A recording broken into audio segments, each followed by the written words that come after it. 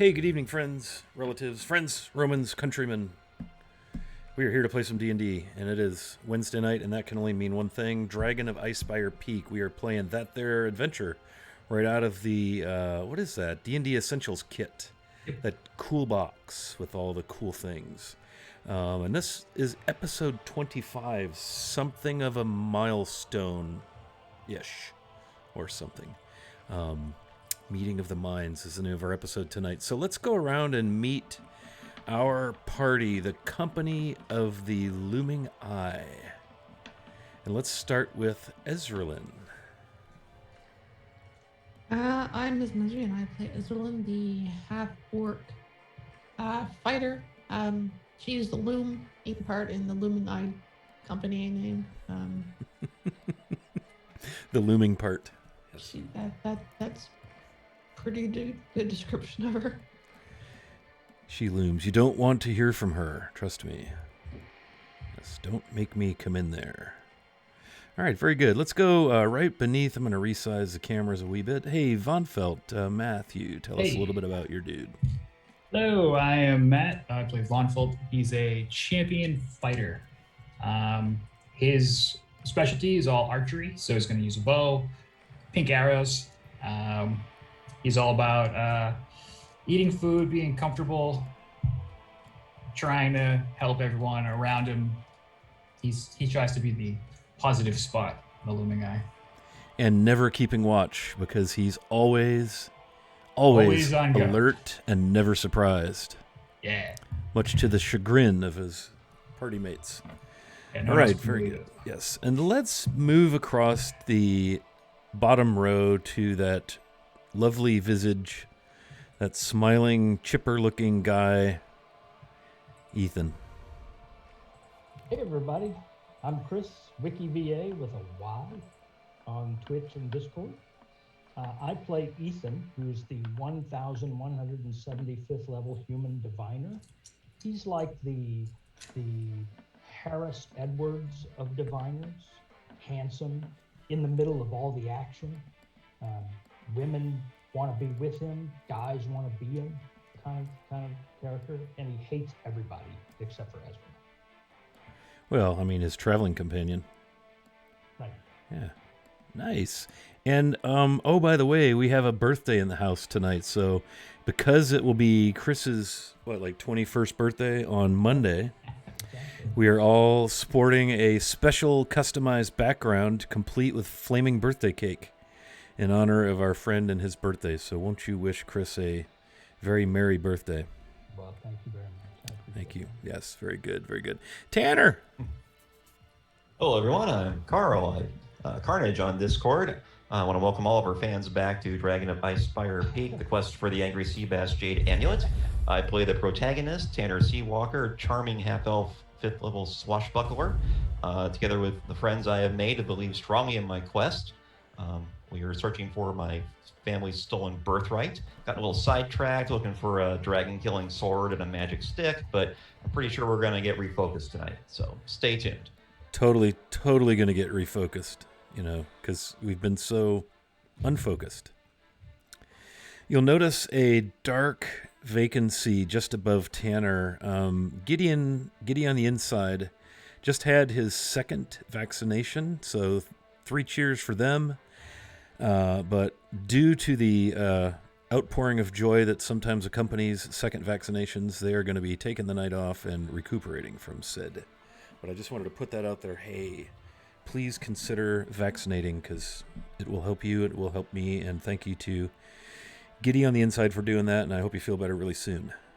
Okay, and let's go now over to Jacob Farm and Fleet. Hi folks, I'm Dave Hay Wilson on the social medias. I'm playing Jacob Everfleet, the one halfling of Everfleet Foot. He is a cleric of Brandabaris and a trickster cleric at that. So we're going into a meeting apparently, and there may be a stand-in. Yes.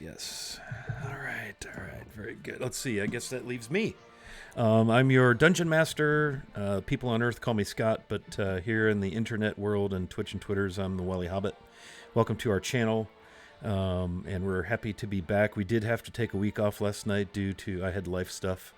And so here we are, episode 25. Hard to believe our story is already 25 episodes deep. And so, last time the party was together, last time we played, they found themselves trying to find an artifact, a relic of a bygone time, the Dragon Slayer sword.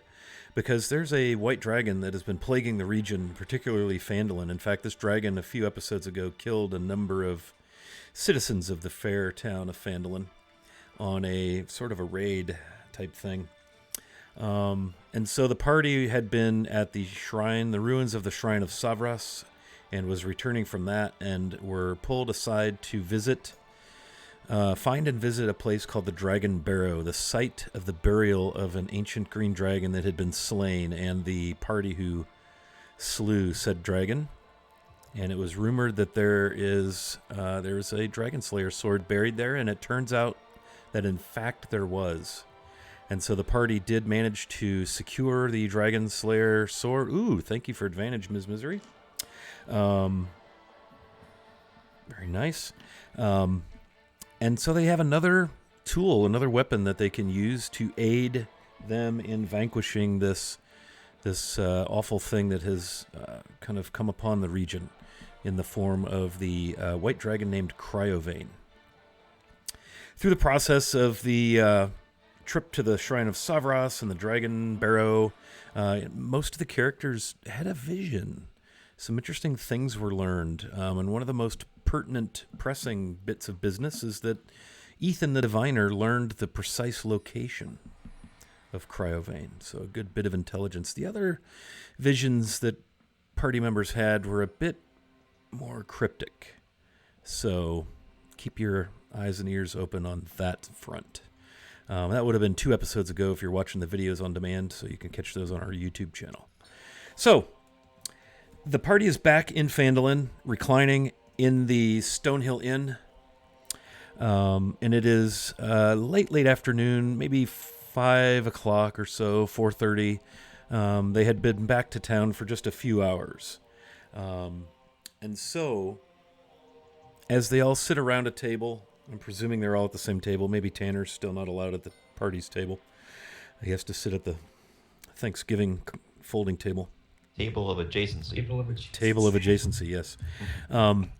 As you're all in there enjoying whatever beverages and a nice bit of well-deserved downtime, quietness, relaxation, a young dwarf hustles in, wearing leather breeches and a woolen tunic, suspenders, very, very dark hair, the start of a beard and mustache.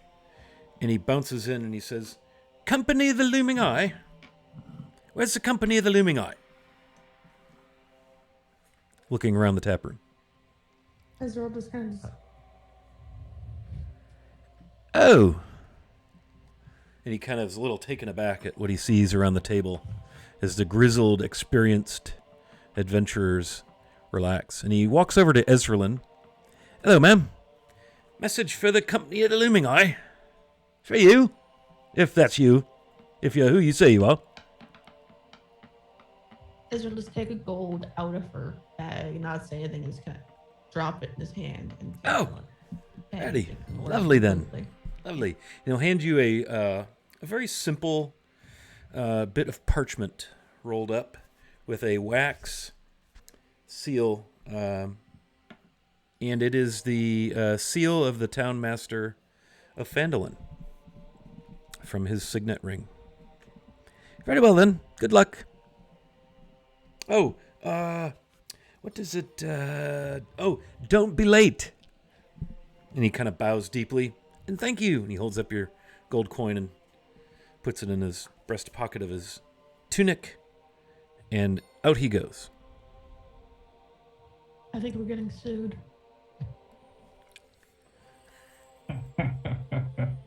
Probably one of us. Well, that should be fun. Maybe it's the health department and inquire about the stables. True.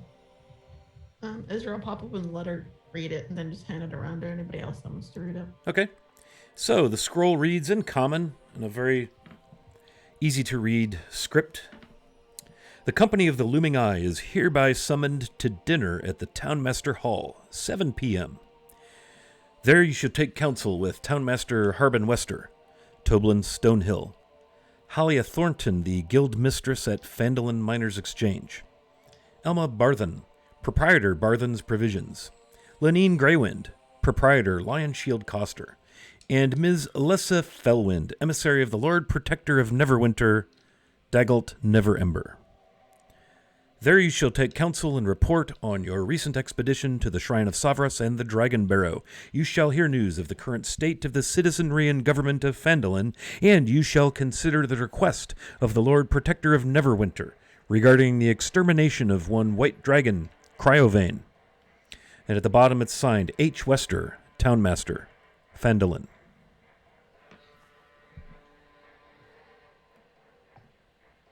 Sounds like someone wants to get us killed.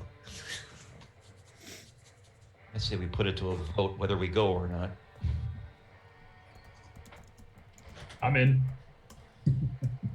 We're technically contracted by the city, by the town, so we kind of have to go. Well, myself and Ethan can, but Hey, it's free food. Who's to give that up? You could have just come and told us.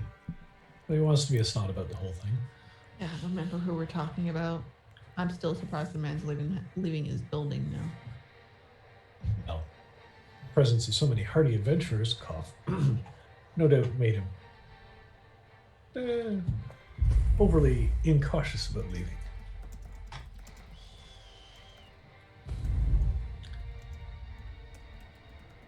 All right, I'm good for dinner. Free food. Let's go. Yes, I won't turn down the opportunity. Ethan, your opinion? You haven't said anything. You're also You said muted. you're sort of up. Am I muted? You You're wanna just start? kind of soft. Well, I'll lean in then. I think Ezra was right. We're sort of contracted to do this anyway. I thought we were contracted to thump heads, not meet dignitaries. Well, I'm sure they're going to ask us to thump some heads. Well, it sounds like they want us to get rid of a dragon, so. Which will And that either takes a lot of wine or a lot of money. I'm assuming this is going to be a lot of wine part. But there's still going to be a lot of money. One hopes. Who's going to wield the sword? Well, who's going to hit the dragon when it's flying over our head, freezing us? That's why we have arrows here. Anything. Ranged. Null, if Null ever rises from the dead, we'll be able to, if they think first. And not to set the bar too high, but I'm more of a An ideas person? yes, No. Yeah, that would require you to have an idea. not so much a dragon fighting kind. I'm just going to throw that out there, for whatever that's worth. Every team needs its supervisor. Exactly. Or oracle, you might say. Yes. Every Uh, team needs an oracle. I thought We need that. to find one. Oh well. I need to find a tailor and see if I can get some of these acid burns out of my clothes for tonight. Or some new clothes. We gonna tell them about the belt? No. What bell? Exactly. I suppose we should. Oh, you cut out there, bud.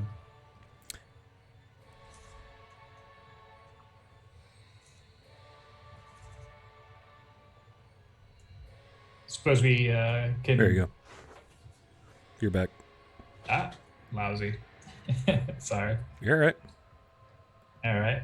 So I suppose we should discuss ahead of time that which we would not like to disclose once we get there. Well, I know we have the sword. We saw someone bringing a big bell back, but we don't have to tell them what it is. And I'm not really sure about this whole Oracle of Severus thing. Definitely shouldn't mention that fucking horse. I don't think I'm the sure they horse all can know. actually do that. When you say you're not sure about the Oracle of Savras thing, what do you mean by that? Well, religious study's not a big thing with me, but you know, Severus, as far as I know, hasn't been around for a while. Well, he's returned. And I'm his oracle. I see. The Looming Eye is not a religious organization, so we should not be preaching our religion, Oh, we're not preaching anything. saying openly you're the Oracle of Savras and speaking in Savras's name. Well, that only accurately that way. reflects my title. All I'm doing is accurately reflecting my title. You're also a representative of the Looming Eye. Indeed, but that's not my title. That's my job. I'm the Oracle of Savras, who happens to be currently working for the Looming Eye. I wear many hats. You wearing any hats? I am not going to argue with this further.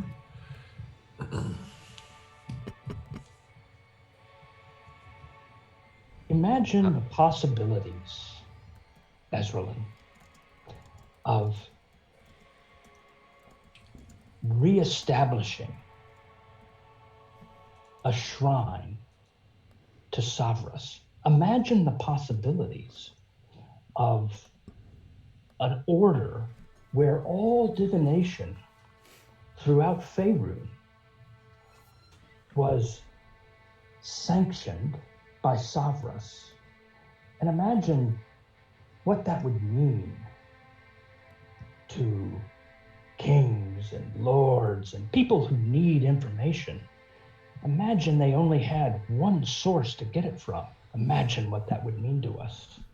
That and 5 copper pieces, I think, might get us a beer here. No, it's valuable. So you're unionizing the prognosticators. Well, Savras has returned to Faerun, and I am his oracle. Not sure a stick with a crystal on top is Savras. Yeah. Only his oracle would wield the staff of Savras. We're talking in third person. Are we?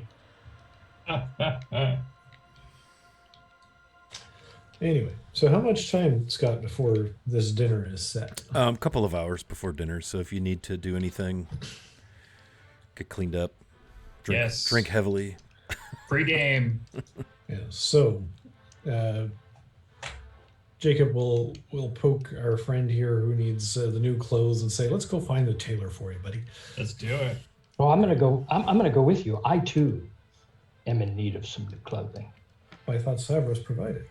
Well, the Oracle of Savras is currently wearing clothes that would be issued to any common prisoner. I require new clothing to reflect my new title. Oh dear! Someone pull over and deflate his head. All right, let's go. It's not possible. I've been trying for 30 years. All right.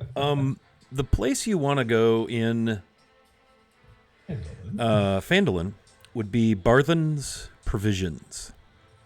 And you've been in there before, gearing up and outfitting. You know, you've got Barthen's Provisions, and then you have the Lion Shield Coster, which is the weapons and armor. And you've been in there and met that gal, Lenine Greywind. So yeah, you would probably want to go see old Elmar Barthen in his mercantile, if you will. Barthen's Provisions. Isn't he one of the other invitees on the guest list for this shindig? Yes, he is. Awesome. We could shake him down for some info. There you go. Yes, you can. So we shall go. Anyone else want to come and get new clothes? Ezra? We'll go for the walk. She doesn't need anything. She's just gonna wear her normal clean armor. But she's just gonna go along for the trip. Okay. Also, make sure that Ethan doesn't get himself shot or something. Very well. Barthen's Provisions is actually on the north end of Phandalin, on the right side of the main drag as you're almost to the edge of town. So you've been in there a time or two, and you've been by there many times. It's a large, kind of a 2-story sort of a salt box general store. Typical goods, supplies, outfitter type things, nothing extravagant. And it's like a 3-minute walk from the Stonehill Inn. It's summertime, maybe 5:15 in the evening. The sun is still fairly high in the sky. All right, tally ho. Jacob will pick up his walking stick, give it a twirl, and bow deeply to Ezralyn and say, "After you." He'll roll his eyes at him and just walk on. Upon which Jacob will follow. It is Whistling a merry tune. It is also customary to bow to the Oracle of Savras. Stop pulling that shit. Hear that come over the corner from outside. Only going so far, huh? Like it. Okay, so you make your way to Barthen's Provisions. It's kind of a covered porch entryway. It kind of feels, like that old country store sort of, Cracker Barrel, the store part of the restaurant. Big wide porch, couple of steps up onto it. Big double doors you can go in. One of the doors is actually propped open with a large stone. It opens onto the porch. And it's got that creaky wooden floor. Bins and shelves, all manner of, general equipment, packs, pouches, rope, some climbing gear, not a ton of that, a little bit, some mining gear, just all manner of general store merchandise, clothing, all sorts of things. And there's a gentleman behind the counter with short graying hair. Hey, welcome. Good to see y'all again. What are we looking for this evening? Well, we are all looking for a new outfit to go to a dinner that apparently we've been invited to with you folks. So you are indeed, yes. Yeah, good to see you again there. Elmar Barthen, proprietor and owner here of Barthen's Provisions. Yeah, clothing's up there in the front there, kind of to the right, over in the corner. All right. We need a gunny sack for the tall, skinny kid. And I'd like something in black. Do you have halfling-sized clothes? Oh, yes, we do. Yep, we have traveling clothes and getting dirty clothes, and then we do have some fineries as well. So you'll see all that sort of thing up there to the right. There's actually a bit of a closet there if you wish to try some on. Yeah, I do. Very well. I need something a little fancier than I have right now. Very well. Yep, I think you'll find everything you need there. I'm going to pull out the shirt that I was wearing while we were adventuring that's been acid attacked and had, sword impaled upon and blood and holes. I'm going to lay it on the counter and say, "Oh, no. I was wondering." Oh, no. You're going to want to burn that. But no, you're going to want to take it off my counter and then you're going to want to burn it with fire. My mother made it. It doesn't matter. Your mother made some nasty ass shit. Then it should burn a long time then. My mother is a very fine elven seamstress. This is a nicely made shirt. I can see from here and smell also that it is a good bit of finery, but it's seen better days, if you know what I mean. I'll thank you to remove it from my counter. There, very well then. Yeah, just burn it. It should, if your mother made it, it should burn a good long time.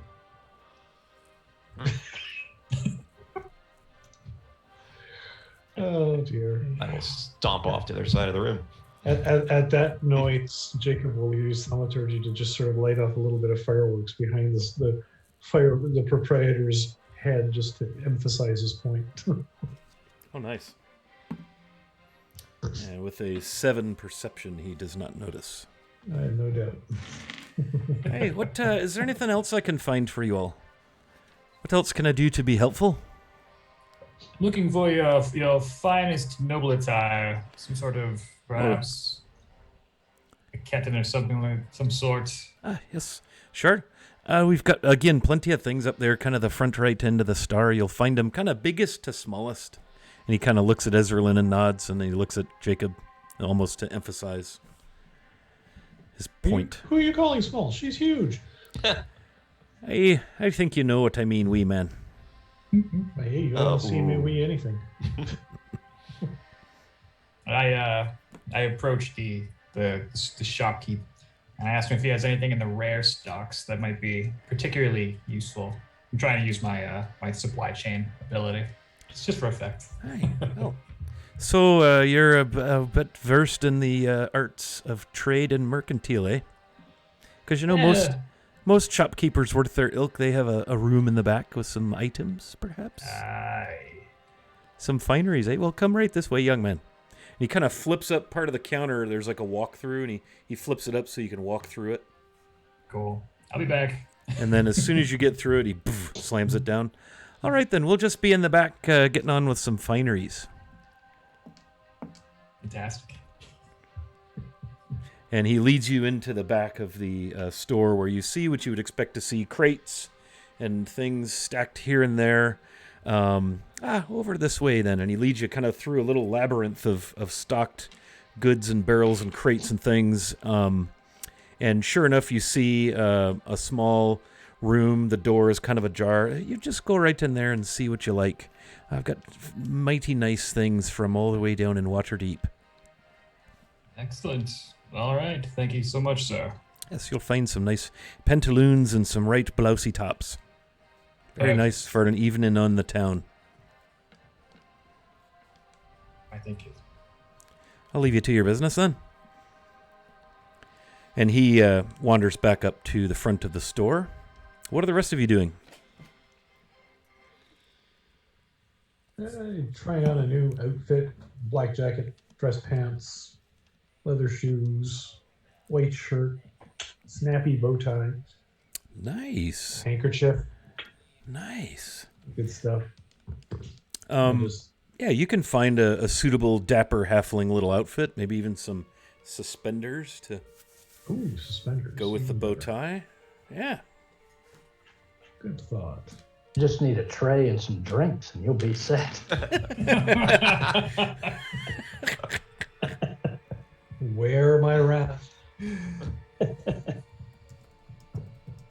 Ezra's just leaning on the wall next to the door, bodyguard type BS.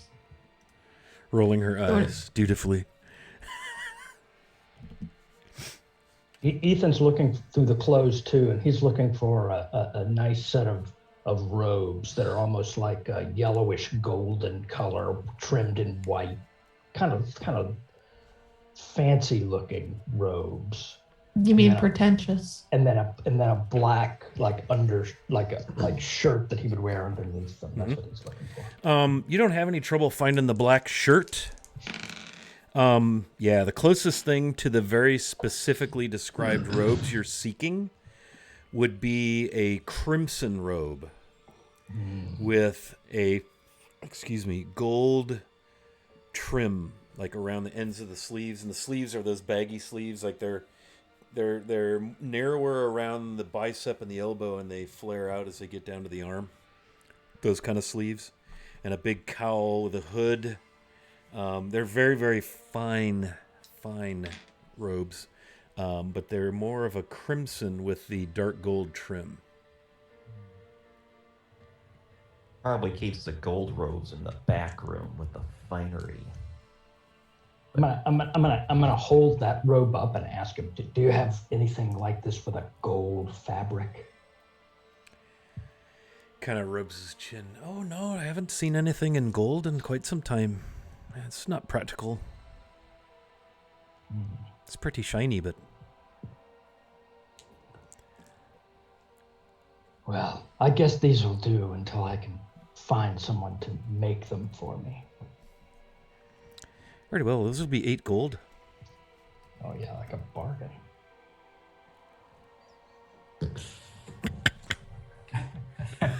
Man, you guys are cranky. That guys are cranky. It's only Ethan who's cranky. That's his job. The cranky oracle is Severus. All right, I'm buying the robes. Okay, 8 gold for a very nice, and there's kind of a gold belt with tassels that goes, it's the same as the trim, and there's the gold trim kind of down the lapel, not like a gross 70s tuxedo. It's more like piping, very 60s very tuxedo? nicely, and then the trim is around the hem of the robe. Nice. Do I Very- look like the Oracle of Savros when I put them on? Very regal. Perfect. Well- so that's a no. Having never seen the Oracle of Savros, I can't really say what you look like.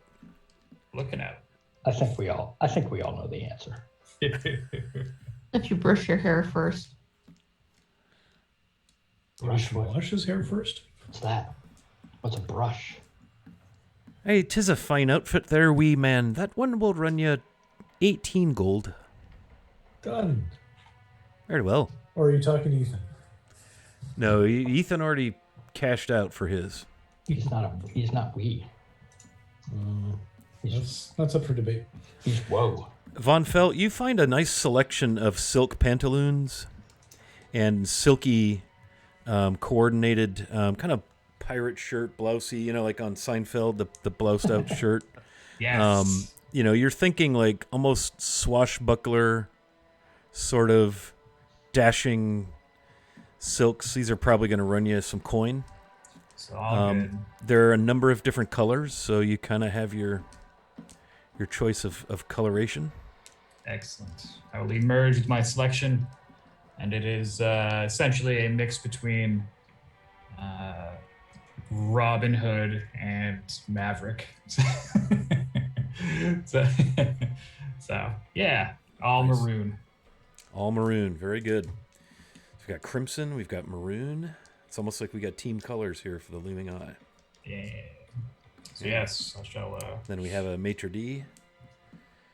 Oh, that is a fine selection there. Yes, very nice. That's a 22 gold, please.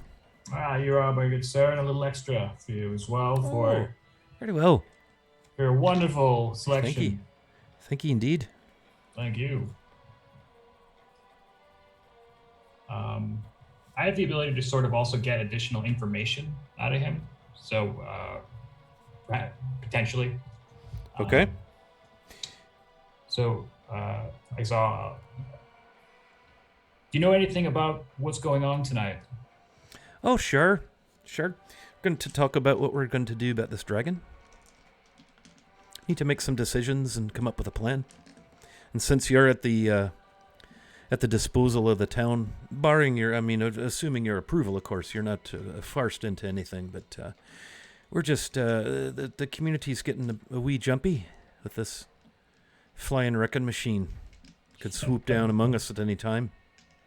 We've already lost 6 people, and, well, we've gotten back thanks to the Marnin Lord, but, yeah, we need to get a plan together. I fear I'm a bit new to many of the people we'll be meeting with. Can you tell me anything more about them? Oh, sure. Well, there's only one I don't know, and that's the lady from Neverwinter. Down here doing the business of the Lord Protector and all. Lord Neverember. But no, then there'll be the guild mistress from the Miners' Exchange there, Halia Thornton. Seems fair enough. Keeps mostly to herself. She handles all the business for the miners. A lot of their gear, I don't do so much of that. She gets more of their gear, exchanges all their gems for gold and gold for coin and all the like. So she'll be there. And then Lenine there, the cranky one that runs the armory weaponsmith there, the lion shield coster over down the way. Yeah, she'll be there too. And then, of course, Toblin and Mr. Fancy Pants himself there, the town master, will be there. It's very helpful. Thank you. Should be a good meeting. all good people. I know everybody has their way and they're a little strange, and I may have offended your friend with his shirt, but guy, did you see the thing? Shite. Yeah. And if you didn't see it, I'm sure you smelt it coming. Yeah, I trust your eye for fashion. Yes. Oh, and you do look a mite dapper, yeah. Yes, so it should be hopefully it should be a very good, fruitful meeting for everyone. Excellent. I look forward to seeing you again. Thank you. Yes, we'll be seeing you in a couple hours, I understand. Is there anything swashbucklerish out in the main area? Yeah, not as fancy as what Von Felt has adorned himself in, but Gucci linen. some fine wool pantaloons, cotton.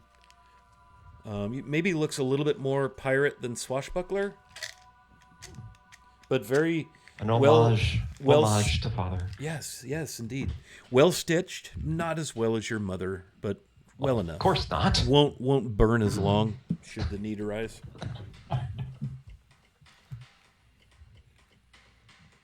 I will take that, since apparently my other shirt's not appropriate for the dinner. It's used up. Yeah, very well. It's very utilitarian. You'll look very nice in that. And I'm sorry if I offended you and your mother earlier, but holy gods, that shirt, boy.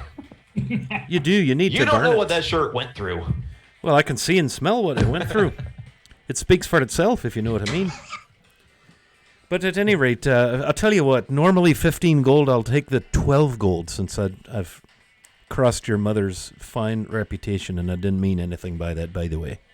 Okay, thank you. Indeed. Very well. Will there be anything else? How about you, lassie? He kind of smiles over at Ezra. Not that I think you need to change clothing. You're just fine the way you are, but I didn't want to overlook you now. I'll shut up and show myself back to the back then. Okay. I'll probably be back later for something, but right now I don't need Very it. well. We'll be here. Yep. I'm looking forward to seeing you then. Anything else then? I mentioned that there was a jacket in the back I saw that you might want to show Ezra when she returns. Oh, yeah, I know the piece you're talking about. Yeah, I'll have it brushed and ready. Did she hear that? Yeah, You might want to mention it to her, I will. because I'm not going to. Of course not. Very well. So yeah, I'll pack up my stuff, get ready to leave. As I pass Ezra, I'll mention that I spotted some pieces in the back. I had him pull some items for you. Perhaps come back. You might like what you find. You can see that Elmar is listening to your conversation as intently as he may, just to see how that goes. She'll hang back after everybody else leaves and buy something. Okay. Just not when everybody's around. Okay. Yeah, so the rest of you amble out front and enjoy some fresh air on the porch, and he kind of cocks his head and looks at Ezra and, oh, did you change your mind then, Lassie? Might as well. I had to make sure they got their stuff first and didn't burn your building down. Oh, many thanks. Yeah, appreciate that. So what can I do for you? Pants, shirt, and a coat. Ah, very well. I think I might have something just in mind here. Wait one moment. And he goes back and into the back and comes back with this really cool, kind of a heavy duster, right? Kind of dark, long. Think like almost like Tombstone leather. It's kind of badass, right? And, oh, what do you think about this? I could see you looking quite formidable in this bad boy, eh? Kind of holds it up. Eh? If you just oil it occasionally so the dust doesn't get to it too bad, it'll keep very nice and soft, and may even help turn a blade. You know, this is pretty thick leather. Here, feel it.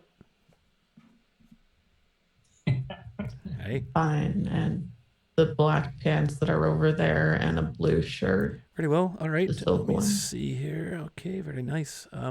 Very good then. Let's see. The pants and the shirt, those will run you. Oh, goodness. Let's see. got to scroll up on my menu page here. Loom, loom, loom, loom, loom, loom, loom. You're making me nervous with the loom in there, Les. Okay, so 3 gold for the pants and the top, and 17 gold for the coat. Cool. Oh, that's 20 gold. A nice round number then.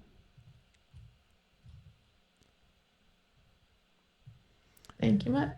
Very well, thank you. It's a pleasure doing business. Hopefully we'll see you around, Fendelin and so forth. I think the town agrees with you, or you agree with it. I'm not sure which, but we like having you here. I like money. Hey, Walks it. very well. All right, so you conclude your business at Barthen's Provisions. Where to now?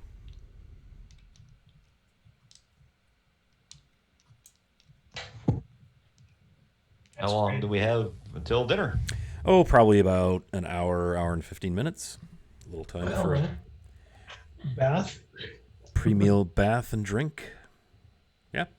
Sounds Sounds like a good. plan. Go back to the inn and draw a bath and get scrubbed and tubbed. Yeah, that's not a problem. So you get back to the Stonehill Inn, and one of the service folks, a young lady, promises to get your bath ready in the stables per usual. And she makes arrangement for 5 baths to be drawn, all in private stalls, so no one has any worries about privacy, and you are set to go. Awesome.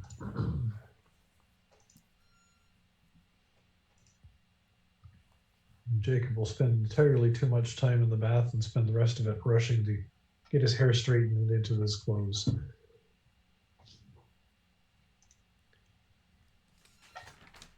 Very well. Packing some extra items to go with. Extra items.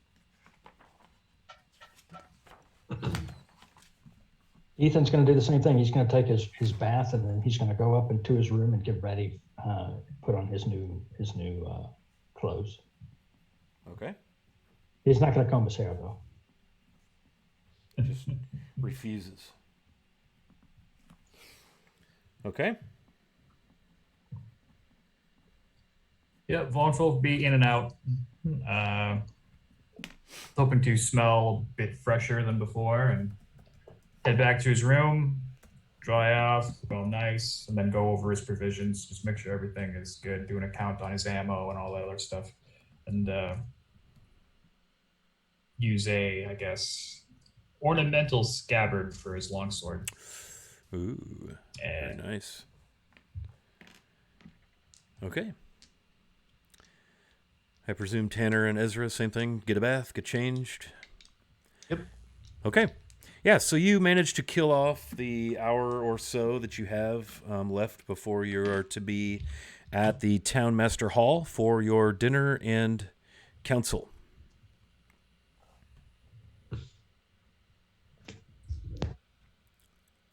Ezra, when you return to your room at the inn, there's a hastily scribbled note tacked, like pinned to your door, folded over, and it just has an E on it. What's on it? Yeah, so you take it down, open it up, and it's a quick note from Null letting you know that they're not feeling well. Must be something I ate, that sort of thing, but they're going to stay in. She did speak with Toblin and heard about the meeting and just said that she trusts the group to make whatever the best decision is.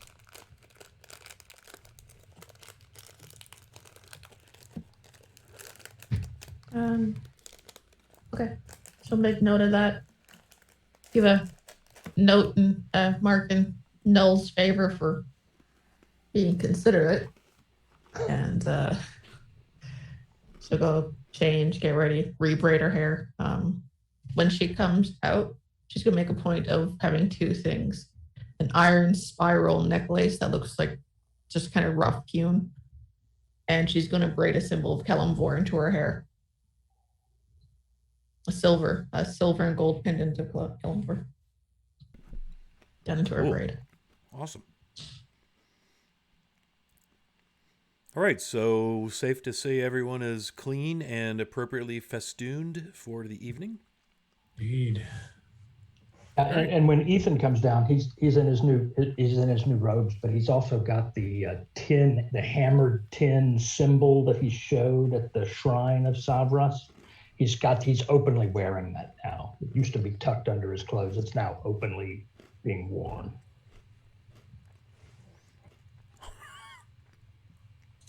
Okay. I'm picturing him coming down last. Yes. And it's either Carol Burnett with the drapes, the Gone with the Wind scene, or it's like Donald Trump about to announce his presidency. Maybe a cross between the two. Frankly, my dear. I don't give a damn. Yeah. Rhett Butler. All right. So everyone finds themselves in the tap room at the Stonehill Inn, looking wonderful. Probably the best any of you have seen one another ever look. Stepping out from the kitchen area is Toblin Stonehill in his usual woolen breeches and tunic, unbuttoned a couple of buttons per usual, just the same, but no visor. Sometimes he wears a visor in there, and no apron. Oh, well, look at everyone. How lovely. Even you, Master Halfling. Quite dapper. Especially me. Especially you. What was I saying and thinking? By the gods. Ooh, Well, careful with the gods. There's one back there who thinks he is. apparently we have some represented with us this evening. Very interesting indeed. And Ethan, is that a costume you're wearing? No. I'm the Oracle of Savras. Right. You mentioned that before, didn't you? This is what the Oracle of Savras wears. This is what they call Waterdeep cosplay. Having never seen the Oracle or Savras, I appreciate you educating me. Well, that's why I'm here. My apologies. And you can see him, he's just like biting his lip, just like, okay, this is cool. I'm fine. Quick takes a shot. Sits it on the bar. Okay. Is everyone ready for dinner with the Townmaster et al.? Hell yeah. Ad nauseum. Yes. Well, I think you'll be pleased with the evening. It's not all that. I don't know what the deal is with the scroll and the delivery boy, but where were they? I don't know. All of a sudden I had them. And Don't want to shock. You for were luck. wearing my glasses. No, but I picked them up somewhere and I don't know where. Okay. No, Well, thank I you. went to put them on. I was like, wait a minute. My glasses. Hey. My What are wife you was. wearing? Well, these are my backup glasses. They look like Oh. safety glasses, so I like to wear them. It's always the wife. Oh, Scott, when did you get here? Yes. Yes. Who was that DMing? I like him better. Okay. So we head to the Townmaster Hall, which again is just up the block, a little south, a little east. And you enter the Spartan, think of almost again like kind of like a Quaker meeting hall. No fancy trappings, big open space on the ground floor. There's a few chairs, there's the counter, there's a way to pass through the counter. It must be the same architect builder who built this also built the Barthen's Provisions. It's got that little trapdoor flippy in the counter you can walk through. And standing on the main floor entryway, none other than the townmaster himself, dressed in his typical reasonably fine finery. Oh, hello, welcome. Good to see you all. Glad you could make it, and it seems that you're early. Excellent. And look at you, all polished up for dinner. How lovely. Ethan, is that you? Is that a costume? Is. No, It's cosplay. no. I am the Oracle of Savras. This is what the Oracle of Savras wears. Ethan had a little too much to drink. That's before right. we came. You did mention that earlier, didn't you? My apologies, Mr. Oracle. How shall I address you then? He's dressed enough already, isn't he? You can address me as the Oracle of Savras. Yes. Just call him Ethan. Yes. It is customary. It is customary to bow, but No. Oh, well. No. I don't know that No. the town master bows to anyone save perhaps an emissary of his Lord Protector, Daggled Neverember, who shall be here at any moment. Oh, excited. Well, let me show you upstairs to the meeting room, yes. And he goes to a stairway along the back wall. Come, seats for all. We've got dinner planned. We have drinks. We have the night before us. If it weren't such dark business, why, I'd almost feel celebratory. And maybe with a few more glasses of wine, I will. And he kind of stands at the base of the stairs. It kind of motions you all to go up the stairs. With luck, Ethan shall remain celibate. Okay, so you get upstairs, and the entire space up there, with the exception of a door in the center of the east wall that must lead into a side room, there's a big table that could probably seat 20 people around it if you wanted to. So it looks like probably council meeting hall space, right? And all that's up here, aside from all of the windows that you can see out into the town, it's kind of, again, another kind of a salt box, very rectangular, 2-story, clapboard siding. There's a backboard where it looks like they've got some charcuterie laid out, meats and cheeses and the like, some bottles of wine. Looks like there's a couple of small barrels of ale that have the Stonehill Inn brand, burned into the front of the barrel above the tap.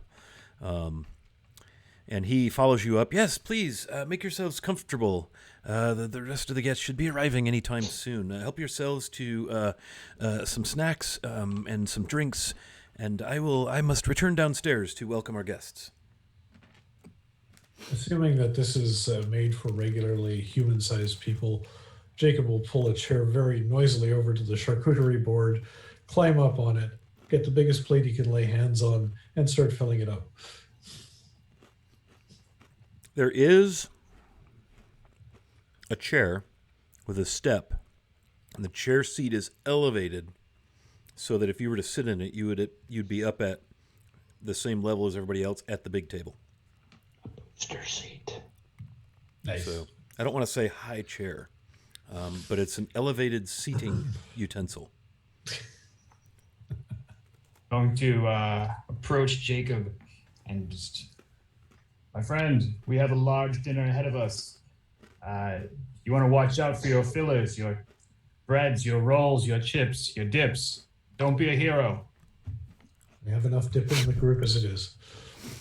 I am going to give Matthew inspiration as a fan of Frasier myself. Boom. Yes. Oh, can't help it, man. That's the one where they go on the cruise. And Marty's like, okay, now, here's how you do the buffet. Sorry, okay. Re-immersion.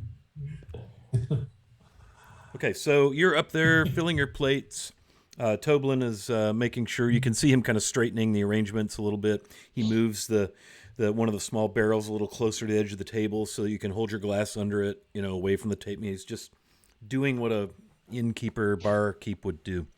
With a mouth half full of food, Jacob will just yell at him, "Toblin, you're not on the clock. Have something to drink. Come and get something to eat." He looks over his shoulder and nods. Fair enough. Before Van Pelt eats it all.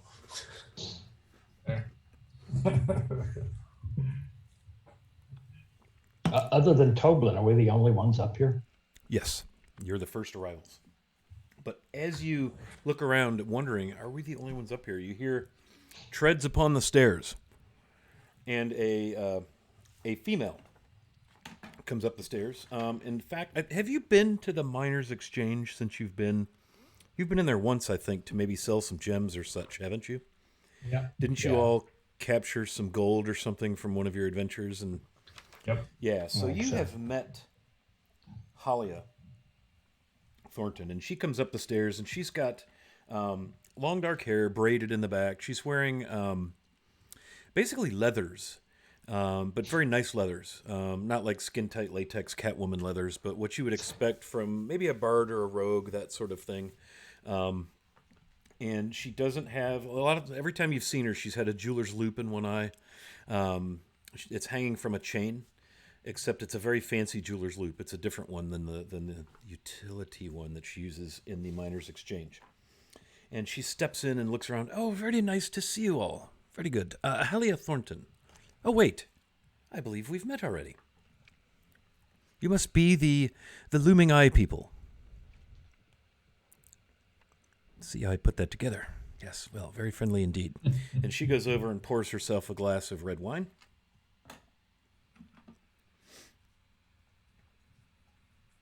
And right on her heels. Hey, Halia dear. Wait up for me. It's Elmar. I was meaning to ask you some things. Don't run away now. And you see Elmar Barthen come up the stairs, and he stops and sees her. And, oh, I'm almost late. Well, good to see everyone again. Don't we look nice? Very nice indeed. Wonderful. Ethan, did you buy that for a costume, perhaps? Seems a wee out of place. No, it's not a costume. I'm the Oracle of Savras. This is what the Oracle of Savras wears. It's not a costume. What, pray tell, is a Savras? Savras is the god of divination.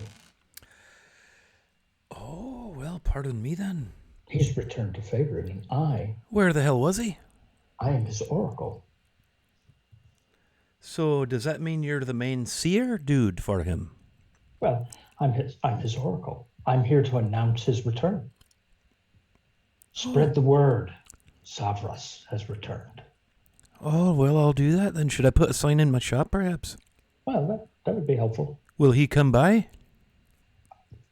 Only he knows for sure. You could have foreseen that. All right, then. Well, very snappy. All of you look wonderful. Yes, where's the wine?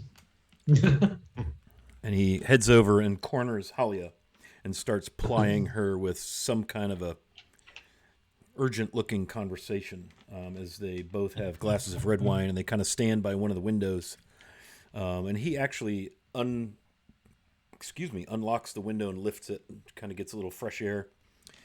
And then goes across the room and unlocks another one and lifts it. And you immediately feel a breeze come through the room as it pulls the kind of the stale, warm air that you really didn't realize was all that stale until the breeze hit. And everybody's like, oh, shit, that's nice. Thumping up the stairs, you see none other than the cranky pants herself, Lenine Greywind, the female proprietor of the Lion Shield Coster, the weaponsmith armory. All right, where's the grub? She goes right over to the backboard and starts helping herself. Big tankard of ale, sits right down, and proceeds to eat, and doesn't really introduce herself or pay much attention to anyone. Behind her is a rather tall, elegant female. Very lovely, reddish blonde hair that's cropped very, very short and kind of spiky, a la Annie Lennox a little bit, right? Stern features, beautiful, elegant robes of crimson and gold. Very eerily similar to those worn by the Oracle of Savras. Only she can pull them off. Holy crap, there's two of them. She steps in, surveys the room, and of course, right behind her like a puppy, up the stairs comes none other than Townmaster Harbin Wester himself, clearly trying to attend to her every possible need or want. She has a sheaf of papers kind of rolled up, poking out of a leather shoulder sack that looks more like it belongs on an adventurer than perhaps like a royal emissary or a governmental emissary. I shouldn't have said royal. Daggelt Neverember is not royalty. He's merely the Lord Protector, kind of self-proclaimed guy in charge of Neverwinter. At any rate, she stops and speaks briefly again with Townmaster Harbin Wester, and then turns to face the group. Oh, good evening. Yes, good to see everyone. Yes. I am Elisa Fellwind, emissary of the Lord Protector, Daggelt Neverember of Neverwinter. Well met. And she greets the room with the decorum and poise one might expect from someone who's been in the emissary business. I greet her the same in return. Yes, she shakes your hand firmly. She steps over to Ezralyn. Oh, good evening, ma'am. Alyssa, Felwind. She offers her hand. And she'll do the polite thing. Ah, very well, yes. You bear the speech of Neverwinter, yes? You've spent time there, perhaps? I've passed through many times over the years. It wears upon you well. Well met indeed, yes. And she stoops to Jacob and offers her hand, not in a, buffoonery sort of awkward, a short person, but very elegantly to put herself sort of at your level comfortably. Yes, and you might be Jacob, is that right? Jacob Everfleet, cleric of Brandenbarris. Brandenbarris, very nice. Yeah, don't mind the tall, skinny guy there. He looks a bit like he's dressed up like you. I think he's trying to emulate you. I thank you for the warning. I will watch him very closely, yes. He's a little, but, we like him anyway. Well, it's just good to know who I am dealing with. And she takes your hand and kisses the top of your hand and winks at you. Good to meet you, Jacob Everfleet. Yes. And Jacob will bow deeply and say, it is a pleasure to meet you, madam. Waterdavian, yes? Well, no, actually Delphunta, but I've been in Waterdeep for a while. So do you know the Lord Protector, Neverember? Heard of him. Haven't had a chance to get to know many of the nobles of the region. It's probably best. They're not much really for the knowing, if I'm being honest. She kind of chuckles. Yes. You know how it is. You just have to do the bidding and do the work. But at any rate, it's good to meet you. And you. And she steps over to Tanner. I'm not sure which one you are. Are you Ethan? You look like an Ethan. I am most definitely not Ethan, ma'am. I am Tanner Seawalker. Pleased to meet your acquaintance. Tanner Seawalker. Do you walk on water then, Master Tanner? Currently, no. Interesting. Yes. Well met. Alyssa Felwind. It's a pleasure to meet you. Welcome to our council. You are a member of Lumingai, yes? I am. Well met indeed. Tell me, the one in my robes, is he okay? That is a subject of long debate. I was curious. He prefers to be addressed by his title. When you greet him, make sure you say, "You're pleased to meet the Ogre of Sevros." The Ogre of Sevros? Yes, Ethan. His name is pronounced Ethan. Why, thank you, Tanner. And she kind of winks, kisses the top of your hand. Very well, thank you. It's well meant, indeed, yes. And she approaches the robed visage. Oh, another advantage for the DM. That is so kind of you. I will not use those against you, Ezralyn. Very nice. So, at last we meet. Indeed. I am Ethan. You are the Oracle, yes? The Oracle of Savras. Whose Oracle are you? The Oracle of which the books have been written and the songs have been sung. Is it true? He has returned. Whose Oracle are you?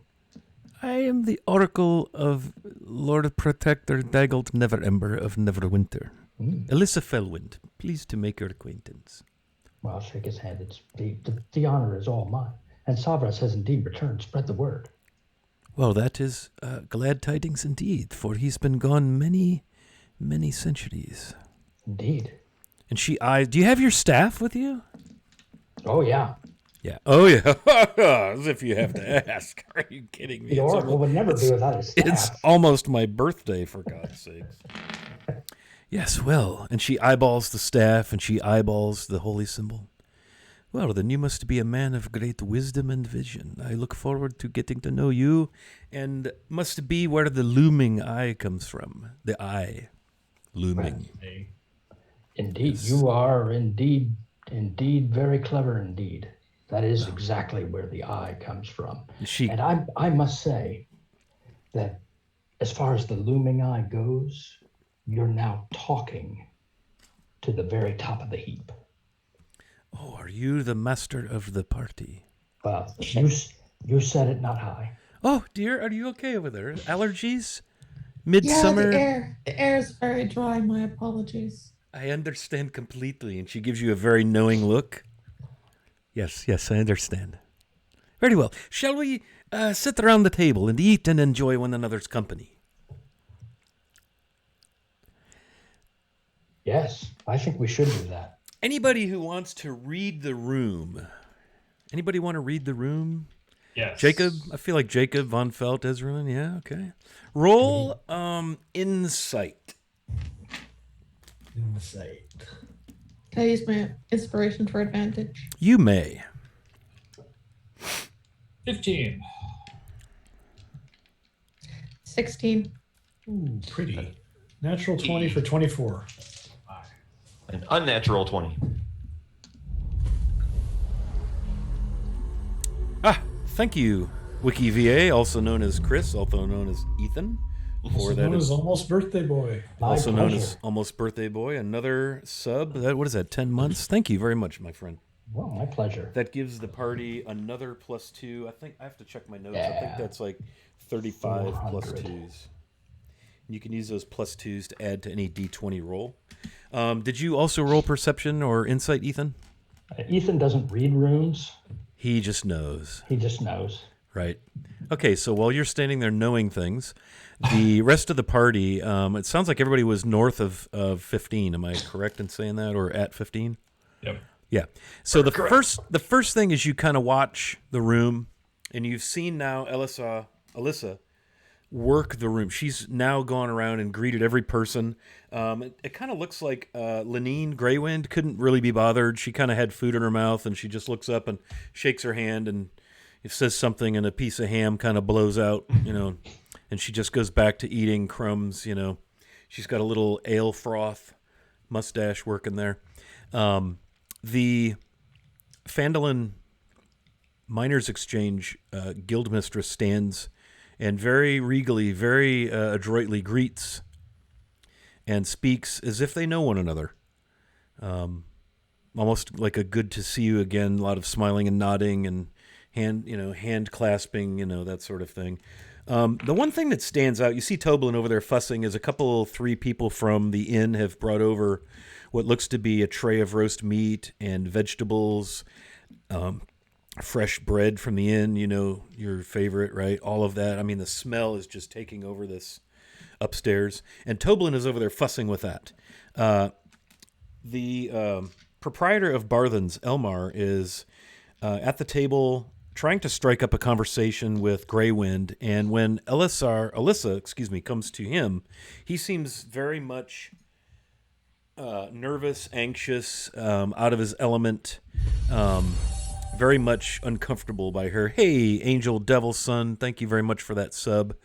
Very, very cool. Happy to have you aboard. Love the support. Thank you so very much. That'll give the party their 36th +2 to a D20 roll. So thank you all, subs. Yay.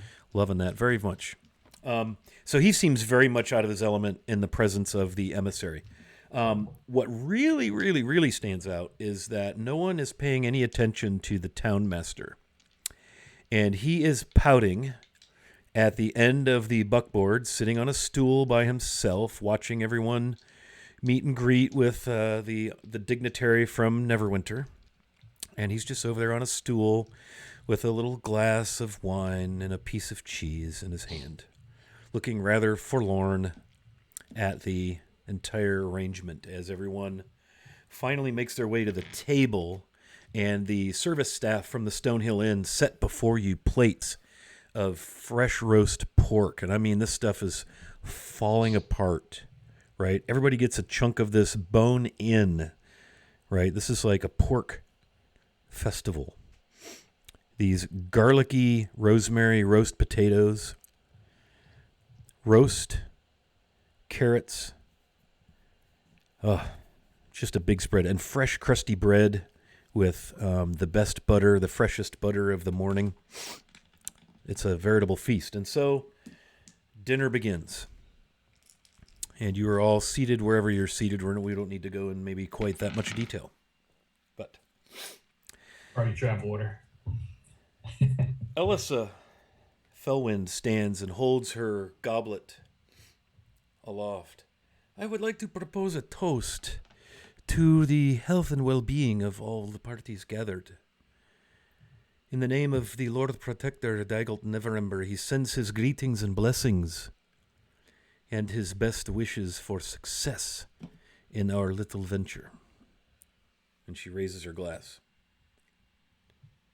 Prost. And she takes a sip and sits down, and everybody gets back to small talking and dining and so forth. And so dinner goes. Everybody seems to be more at ease. The townmaster did join the table. He's seated at one head of the table. Alyssa Fellwind is seated at the other head of the table. And everybody's just kind of eating, talking, and the like. And when the plates are cleared away from dinner, everything kind of grows quiet. Coffee is brought around for those who wish to have some. After dinner, liqueur, cordials, brandy if you wish. Whatever your delight would be for after dinner. There's fresh fruit and some sort of a whipped, sort of a sweet cream pudding, vanilla, very nice, to have with your fruit. And so the townmaster stands. Yes, well, it is good to see everyone. And for starters, we are most grateful here in Phandalin for the efforts and the sacrifice of the Company of the Looming Eye. Cheers to the Company of the Looming Eye. He raises his mug, his glass. Cheers. And So, we have before us... Yes, I'm sorry, what is it? Someone? To the intervention of Neverwinter to restore life and limb to the denizens of this fine village after such a terrible, terrible attack by the White Dragon. Thank you for your help. Oh, well, yes, indeed, on behalf of Lord Dagult. And, of course, everyone has met Emissary Alyssa Fellwind. And Alyssa stands. Yes, a very lovely sentiment. Thank you very much, Mr. Halfling Jacob. The Lord Protector does not wish harm to come to his subjects, to those in his care. And it is for that purpose that I am here this evening to offer what resources might be marshaled from Neverwinter and what support may be garnered. But first, if I may, Townmaster. And he kind of pouts and sits down. Yes, of course, Madam Emissary. He's like, because he's, somebody outranks him and he's not liking it too much. So, what we must do is discuss what has happened in the past weeks. And so I am interested. First of all, tell us, Looming Eye Company, of your travels to the shrine, to the Dragon Barrow. I understand a weapon was procured. Is that correct? Yes. Let us see the weapon. Bring the weapon forth. Even bring it with us? I'm gonna say Ezra's probably wearing it on her back, and she's got her normal sort of size. She'll just kind of conveniently pop that off and show it to them. She'll walk over to where you are and may I hold the blade? Go for it. And she looks it over very carefully. It is beautiful. Rumor has it this is the blade that ended the great green dragon centuries ago that used to plague Neverwinter Wood and the high road. Is this correct? From what we have heard. Yes. Didn't exactly come with its own story. Not really. Right. Very well. She pulls it, draws it from the scabbard, turns it over, looks down the edge. And you can see at this, Lenine Greywind steps up. Yes, let's have a look at that. I'll tell you right away if that's a fine blade or not. Yes, of course. Apply your trade, madam. Yes, well, It's elvish make. Clearly enchanted. Dragon Slayer, you say? And you can, it has the ornate carving of the dragon's head on the pommel and all the, the claws for the cross brace. All of, very ornate, jeweled, slightly, not gaudy. Yes, well, this certainly appears to be what the stories say about it. Has anyone identified this magically? Of course. Yeah, the guy with the crystal on his head is, he's the one. Tin Hat Boy? She kind of looks at you. What is that costume you're wearing? It's not a costume. I'm the Oracle of Savras. This is what an Oracle of Savras wears. It's not a costume. She kind of looks over at Harbin Wester, and he looks back at her awkwardly like, just go with it. Yes, well, and you have the necessary arcane knowledge to properly identify this blade? She asks suspiciously. I'm the Oracle of Savras. That really essentially means nothing to me. Well, but if you say so, I mean, you're the one that's going to have to swing it at the dragon. So she slides it into the scabbard and hands it back to Ezralin. I beg to differ. I won't be swinging that at anything. Well, there's something we can all be glad for then. This is already going well. She sits back down and takes a big pull from her tankard. Ethan's going to turn to whoever he's sitting next to, and he's going to say, I kind of like her. So, yes, where did you get the blade again? We got it at the Dragon Barrow. So this Dragon Barrow is just not a legend, it is a thing. Well, seemed pretty real to me. More of a place than a thing. All right, I've heard of the Dragon Barrow. You don't say. Was it just laying in there, or was someone guarding it? Barthen leans in and. The area is heavily trapped. It was guarded. Oh, what was in there with it then? Some kind of crypt, I suppose. Well, it is a burial place. Right. Very well. So, like what? Spirits and the like? The guardian was some form of spirit. Undead. Halia kind of clears her throat. Yes, you see, legend has it that a great warrior, a lady, a knight, if you will, and her adventuring companions took the life of this ancient green dragon. But most of them died doing so. How sad. And so they were buried with their weapons in this barrow. It's in the shape of a dragon, I believe. Is that correct? That is correct. Yes, Lady Tanamir Alagandar. And Alyssa's eyes kind of widen. Oh, one of the scions of Neverwinter. Oh, this tale goes back a long, long ways then. So the stories are true. And she looks at Halia kind of with a knowing glance. Oh, yes, they are indeed, dear. Yes. Yes, this is the blade.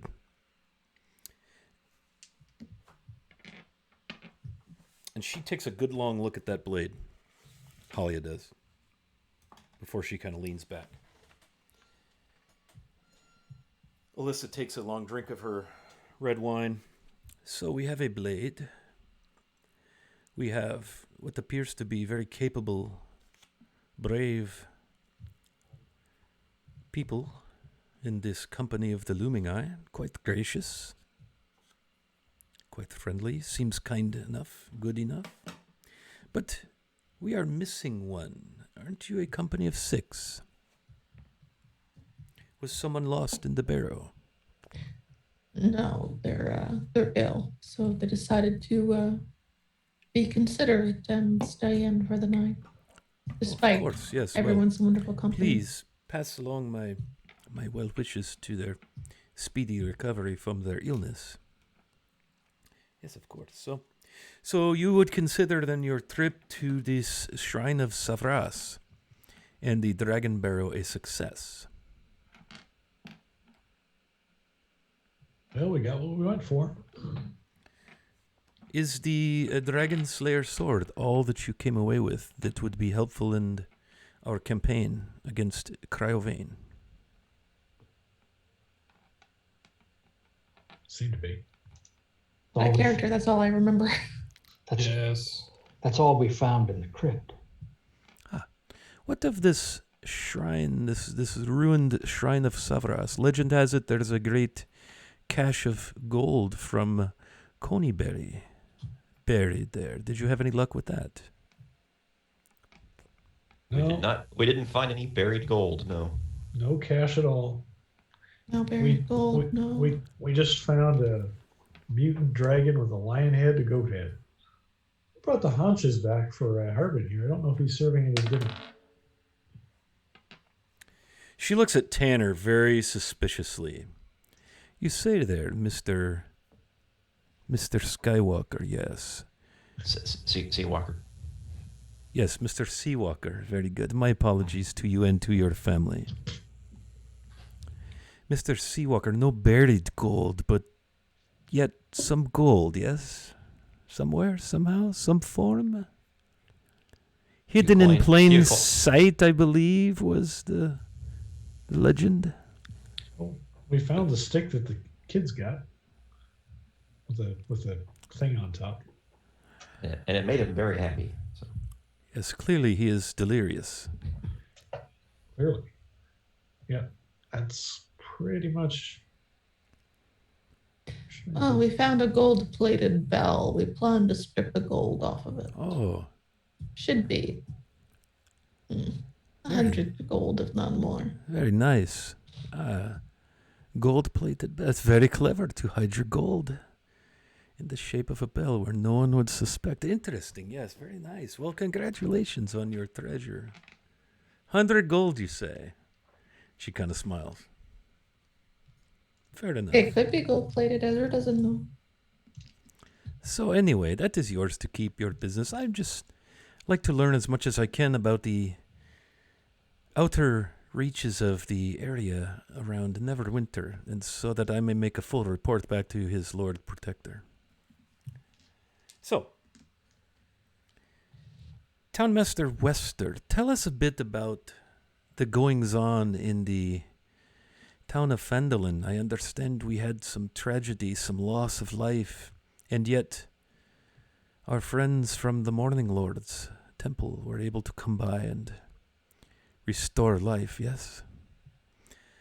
And he kind of stands up, clears his throat rather importantly, kind of buttons a couple buttons on his very most fancy vest that he wasn't wearing when you arrived, but is now.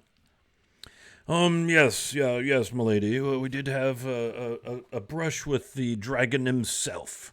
The icy bastard flew down upon us, slayed 6 of our citizens, nearly killed me. It was a touch and go there if it were not for the bravery of the Company of the Looming Eye.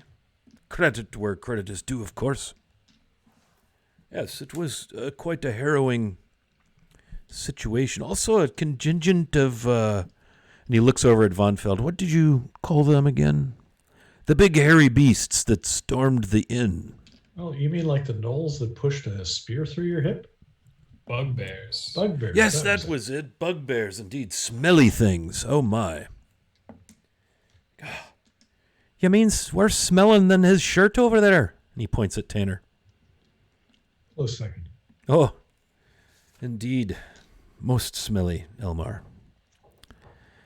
But we are blessed by the Morning Lord, who sent a priest and raised the dead.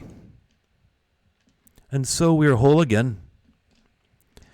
But, well, the trouble is the village, the town folk are rightly concerned. Fear is spread. There have been sheep taken by the dragon. There have been People killed. Dangerous business having a dragon on your doorstep. And so something... As town master, I must see to it that something is done to eliminate this threat. I'm, of course, no braver than a cricket, and no mightier than a mouse. Credit where credit is due, and he looks around at the group, raises his glass to the company.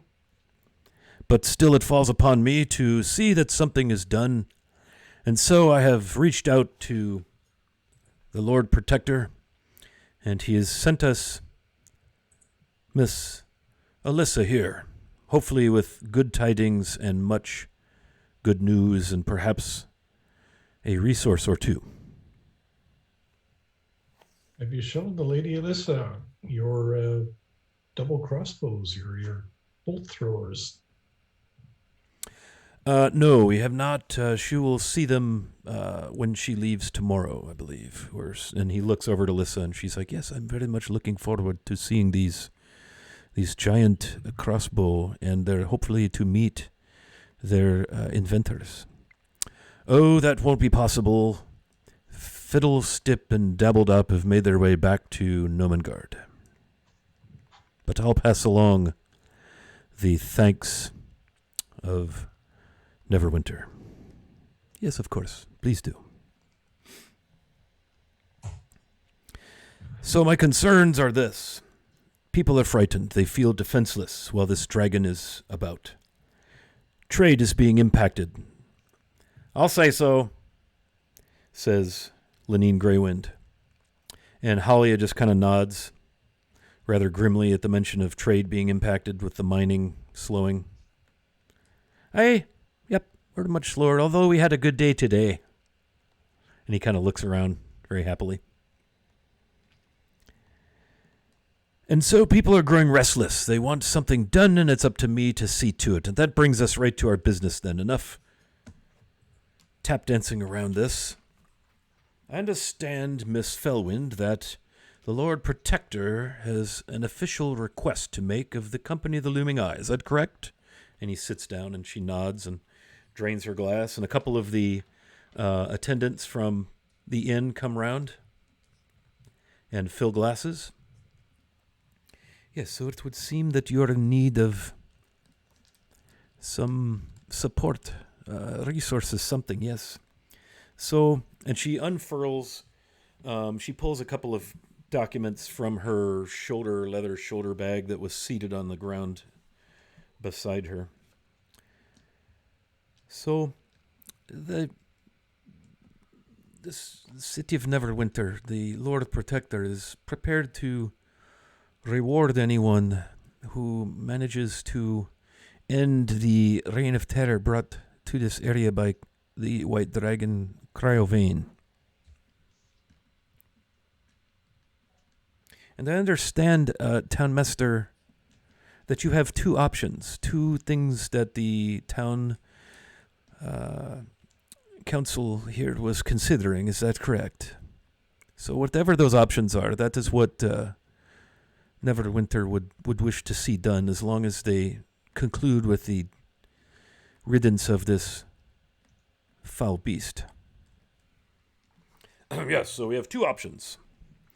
There's a fortress, a dwarven fortress named Axholm, some 15 miles south of Phandalin.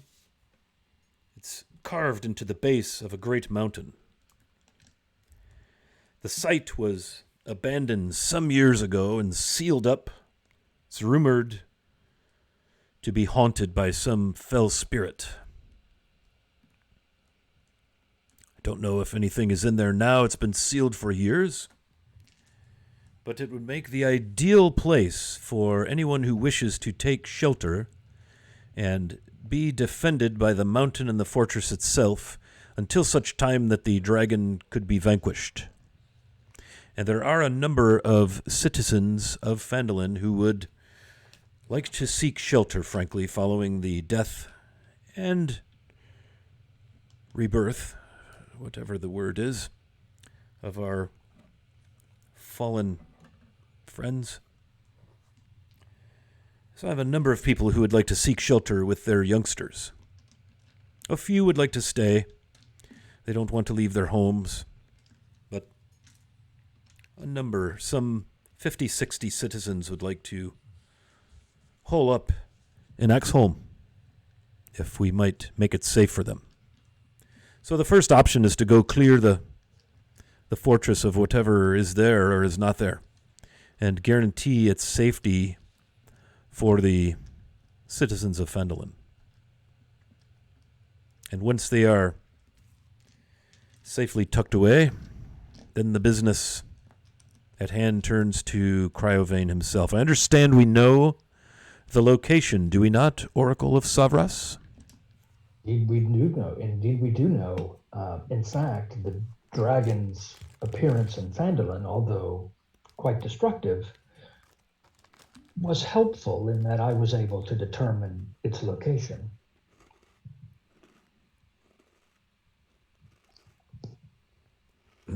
How, then where the blazes is this beast? The beast has a lair in the mountains whose name I can't quite remember. Probably all the wine. But I have a map that has it pinpointed. Let's just see the map then. I'll pull out my map. Okay, and so everyone kind of stands, grabs their drink. Shadows growing longer. The attendants have lit a few lanterns that are hanging from the timber frame open ceiling. Oh, yes, the Sword Mountains there, up near Icespire Peak, then, yes. Okay, that would make sense. Rather icy and cold. That's exactly where it is. In fact, once we traveled to the shrine of Savras, I was able to commune with the altar of Savras and confirm the location. In fact, I could see it. So then, it is some use being a wizard after all. Interesting. An oracle. Excuse me. Well, so we know where the beast lives. Do we know... Is there anything guarding it? Does it have minions? An army? What are we in for? Well, from what I could see, it was resting at the top of the Icespire Peak on some battlements or something like that. I saw no evidence of minions, but I wouldn't rule it out, certainly. Yes, well, you can never be too careful sending you up there with very little intelligence. Looking at this map, I would say that looks to be the Icespire Hold, the fortress built by Delzendra Amzar. That fortress back in the day is what kept the hordes of orcs at bay from the east from coming down into the valley, into Neverwinter Wood. It's quite an impressive fortress indeed. Well, interesting. So we know where the beast is. We have a weapon. We have hopefully an interested party, certainly quite capable, I'm sure. And he kind of looks around at the company of the Looming Eye. Lenine kind of looks, a little suspicious, skeptical. Elmar seems to have dozed off. 3 empty wine goblets in front of him could be the culprit. So it seems to me that perhaps if we could get the citizenry safely tucked away in Axholm, we could then focus our efforts on the dragon. So what say you, company of the Looming Eye? Is it time to storm the Dragon of Icespire Peak?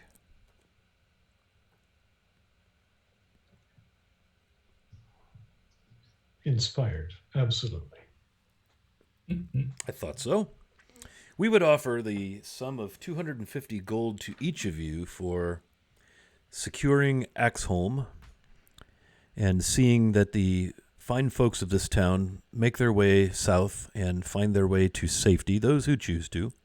This is not a mandated. The people here are hardier than all that, but they're also practical. They've seen what the beast can do. Yes, and I believe this is where the Lord Protector could offer some help. Perhaps if the party would agree to mount an attack and rid this region of the terror of this dragon, the Lord Protector would be willing to offer each of you 1,000 gold pieces. Also, citizenship as a noble in Neverwinter and its surrounding environs, with all privileges afforded the title of noble in Neverwinter, not to exclude 2 acres of land inside the city for each of you, upon which you may build home and or business as you see fit.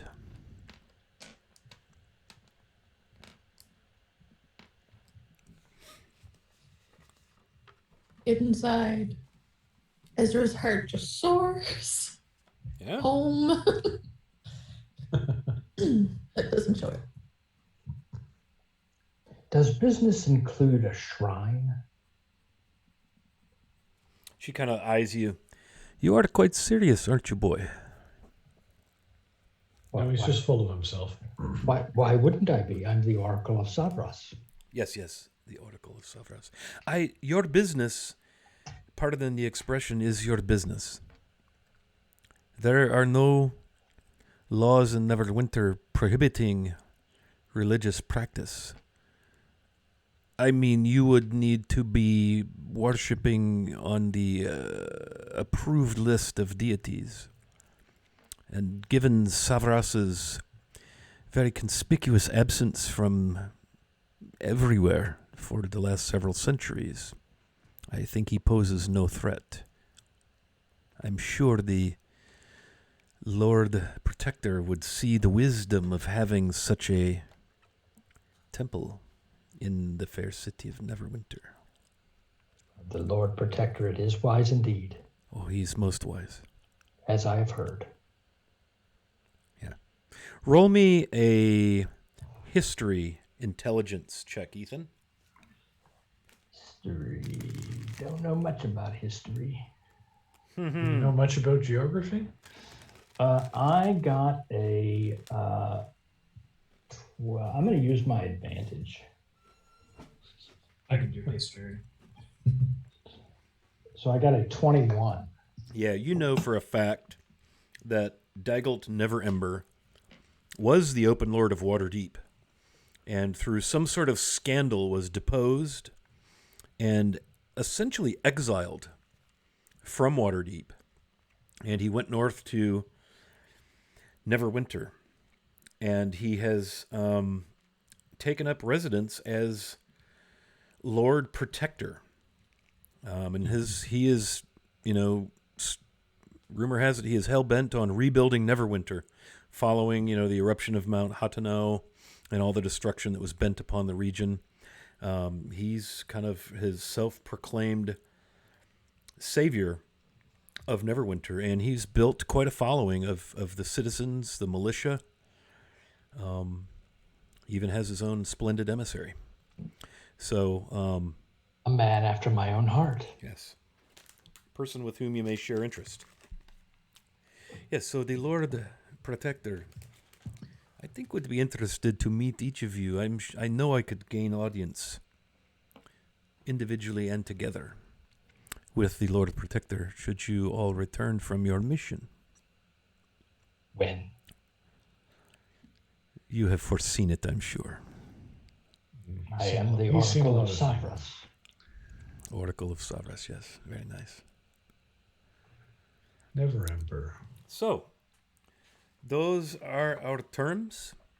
The Lord Never Ember will also furnish some militia to keep safe the city using your fancy ballista, and also to keep safe the citizens who choose to take shelter in Axholm, should you decide to first clear that.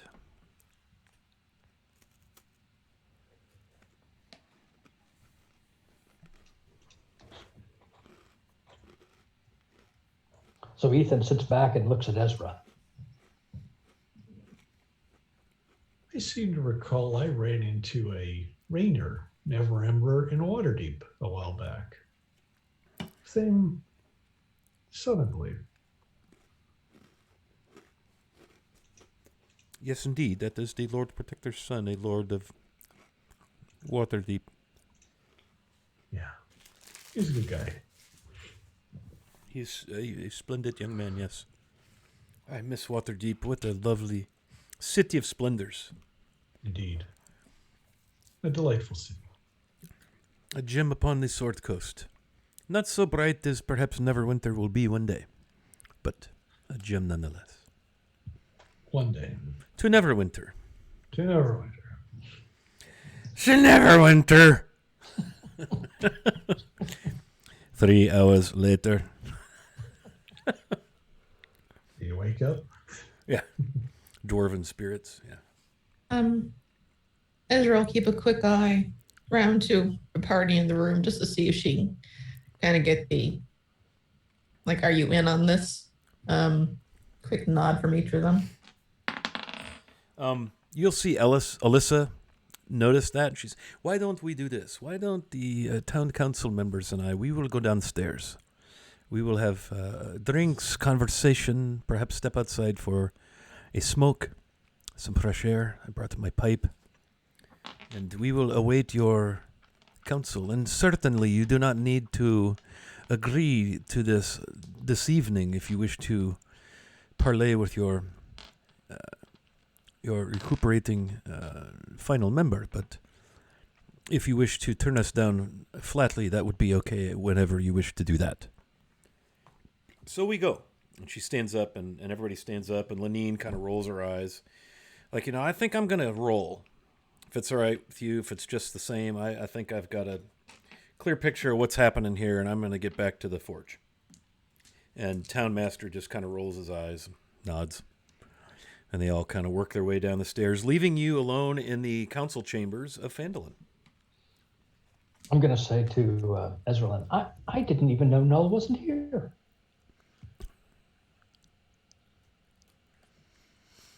You're a rare duck, Ethan. I think you're looking for the first letter a little further down the alphabet, but yeah.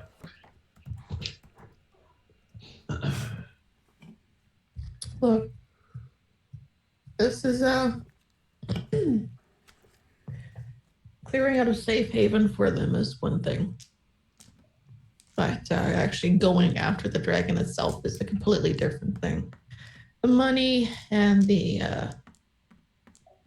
Title in the land. foothold in Neverwinter is a significant advantage. So if you want, then How much you will always be welcome. Neverwinter is actually left, though? Sure. I've heard that But- it's kind of... True, but people are investing in it. It's a good place to get a foothold if you want to start something. If There's at Yeah. least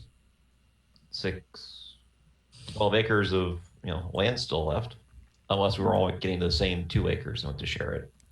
Ezra, you recall from seeing city maps and being in Neverwinter that there was a swath of land that was cast open, riven open, a great chasm from the earthquake and the volcanic eruption that had all been resealed. It escapes me the lore that what had resealed it, but Oh, it was Neverember that oversaw the engineering of the sealing of the chasm and the restoration of the road, and so the city is absolutely under reconstruction, and the that swath of land left all of this open ground right in the middle of the city, that's prime for building, and so no doubt that is what Well, he's offering. 2 acres is nothing to turn up your nose at. Investing in buildings expensive, but I can think of a few people who might be interested in some enterprises. All we can do is rent the land. Savras wants the dragon destroyed, so the dragon should be destroyed. That's pretty simplistic. Well, I'll also take the 1,000 gold pieces in the land and the title. One could always use an additional title. Goodness gracious, do we have any balls of fire to go with that? Not yet. I think where we're at with this is we can flex our might against the occasional ghoul and goblin. This dragon's a royal pain in the Pawtuckus. We have a sword, but dragon can fly. And unless we figure out a way to trick it back to the ground, an armed warrior with a sword on the ground against a dragon breathing on you in the sky, I don't like the odds. Well, considering we know where it lives, if we can catch it still in its cave, it'd be unlikely to be in flight. True. How much do we know about dragons, Wiley? Like, do we know anything about it, their tunneling abilities or anything else? Like, how do they do underground in their caves? Yeah, you know that dragons, they the chromatic dragons lair in areas that suit what they're all about. So a white dragon, of the chromatic dragons is generally known to be the least powerful of all the chromatic dragons. Also the least intelligent, but typically one of the more ferocious in that it isn't as crafty as it is ferocious. So it's not like you're dealing with some super smart, crafty, ancient, foul worm. And in fact, hey, thank you for the follow a lot, Hero. Appreciate that. Appreciate that a lot. I'm assuming that's how we say your name. But at any rate, and one thing you were able to tell, it was easily discernible when you saw this thing come down and attack, is it was not a great worm. If you had to guess, it was probably a young dragon.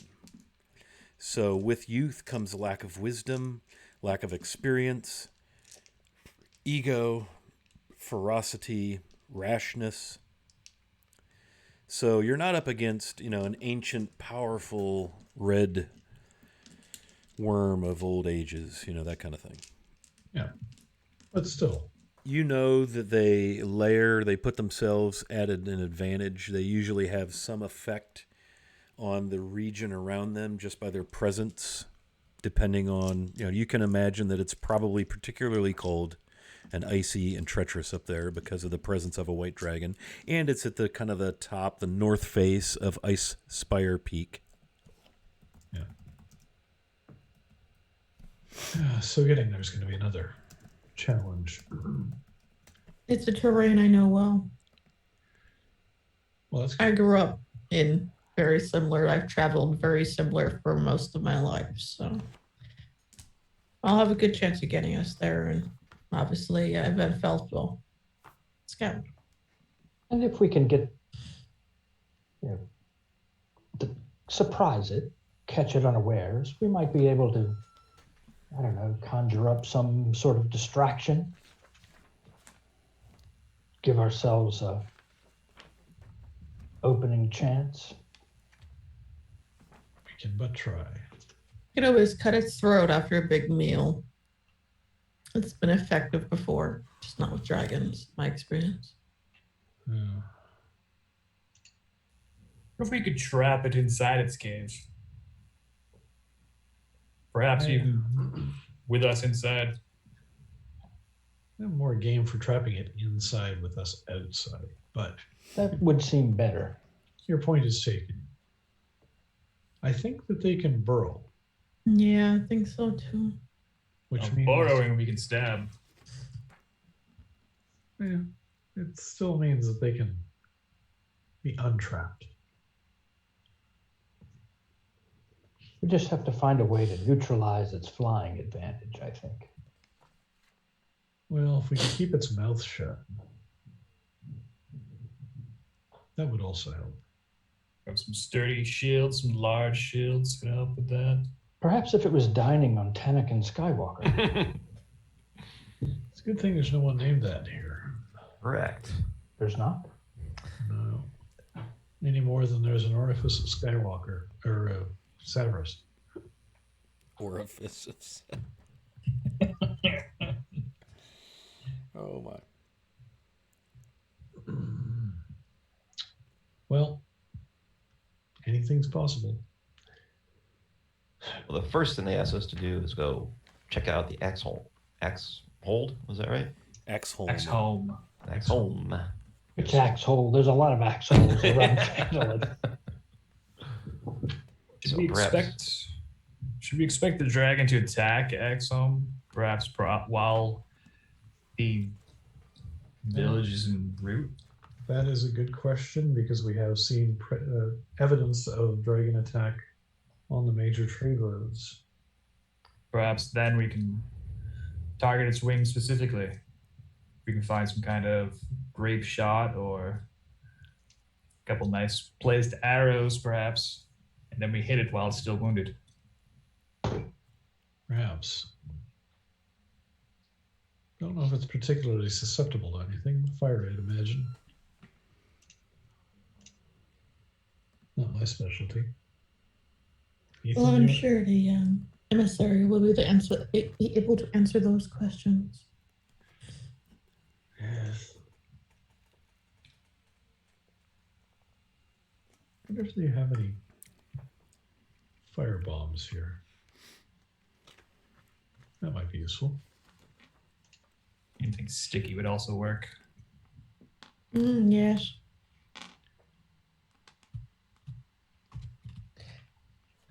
I'd also like to ask who's going to wield the sword. I can. Said the woman talking. No, flame tongue will be just as lovely. I can take it on if we need to go. Hand to hand. Very well. I have my own sword, but That's it would be better for us to have two frontline fighters. perhaps.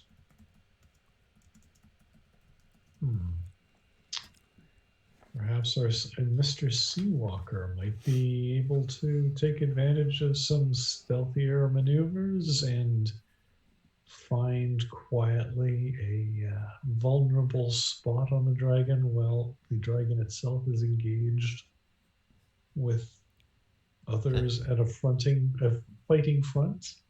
A very good idea. While think Ethan you're- distracts it with I his think you're wardrobe. giving him more credit than he's probably due. He was certainly unable to locate traps. Well, not everyone That's okay. has the ability or skill that someone who should have foreseen what those traps were in the first place. Remember where I was standing. I do. Yes. Hiding in the back.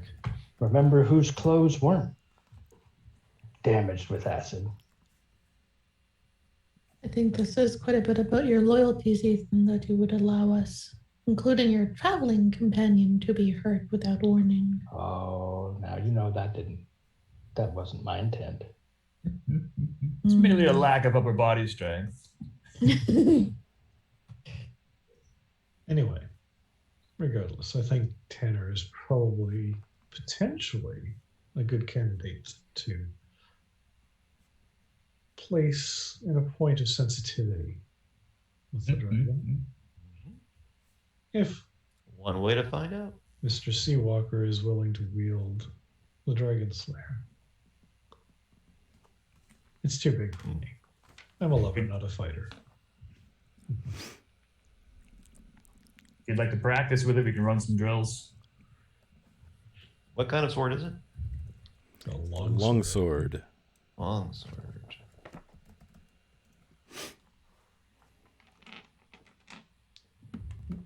This is where we find out that the rogue can't use a long sword. I can.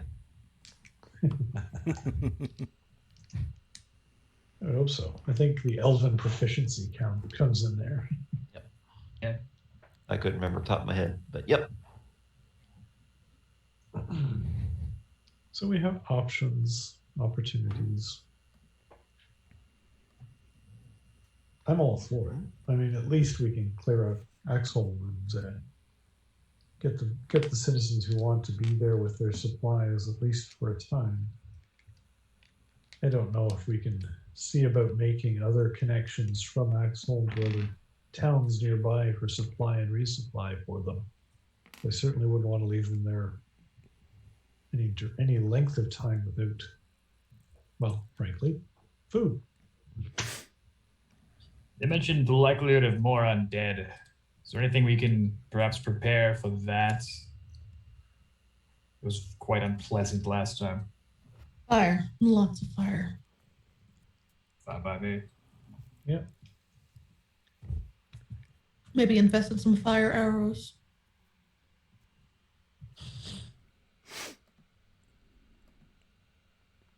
Indeed. Well,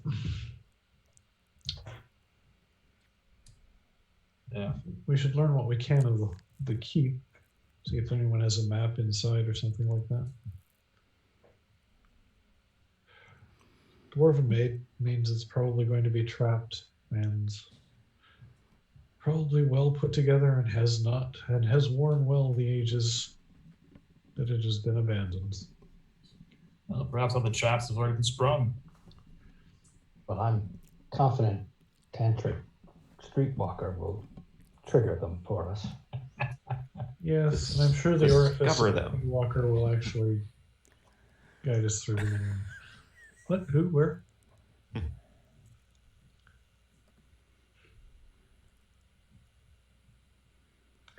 So, shall we accept? I am in agreement. I I'm will all in. speak to Null if needed. I think Null would enjoy this little adventure. Yes. At least the Axholm part. True. I believe the two are separate, so we don't necessarily have to take on the dragon, but we have been challenged, as it were. Don't know if we have any ego to speak of to actually rise to that occasion, but it'll be fun. It'll be a real challenge.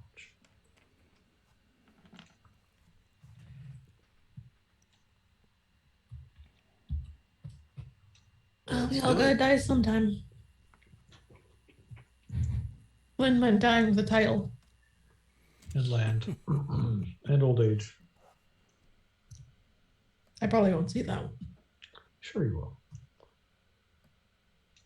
You will become a landed mistress of Neverwinter. Israel absent-mindedly scratch scars. You'll live a long time as long as you get those swords checked out. You'll be fine. You will be a grand dam of the land. Back home, from what I can see on your face. Mm. And me, probably set up a nice little profitable enterprise. Some of my family may come up. They're delightful people. I can certainly help anyone who wants to start a shop of any sort. Well, we're counting our hens before they hatch. True. I'm confident, but one Well, step at a time. Shall we repair downstairs and see what the town master has in? Oh no, wait a minute, that was my job. Shall we just go downstairs and tell the delightful attendees that are awaiting our decision? Yeah. Okay, so you. I top off my wine. Oh yeah. Grab a pocket full of bread or whatever. Oh yeah, all my snack pockets are Yeah. replenished. Nice. Yes, and it was a fine meal. The pork was tender and falling off the bone and very savory, and the roast potatoes were crisp and wonderful on the outside and tender and fluffy on the inside, and the carrots were just barely still crisp. And the bread, the crust, and the butter, fresh churned, touch of honey, wee dash of garlic. Yes, it was a fine meal. And so you make your way back downstairs from the council room, and you see below, outside, out front of the town hall, everyone smoking a pipe who is still there, and that is the town master, Toblin Stonehill.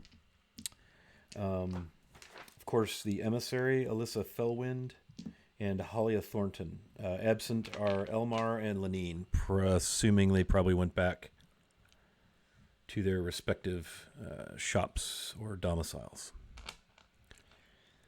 Wester nods his head as you step outside. Come have a fill of our pipeweed and share with us what you're thinking.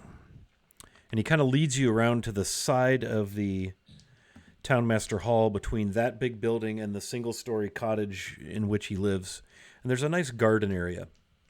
There's a trellis over one end closer to the house, flowering plants of all shapes and sizes, a beautifully manicured little lawn area, all fenced in, plenty of seats, small tables, here and there some cobblestone where the chairs might be placed.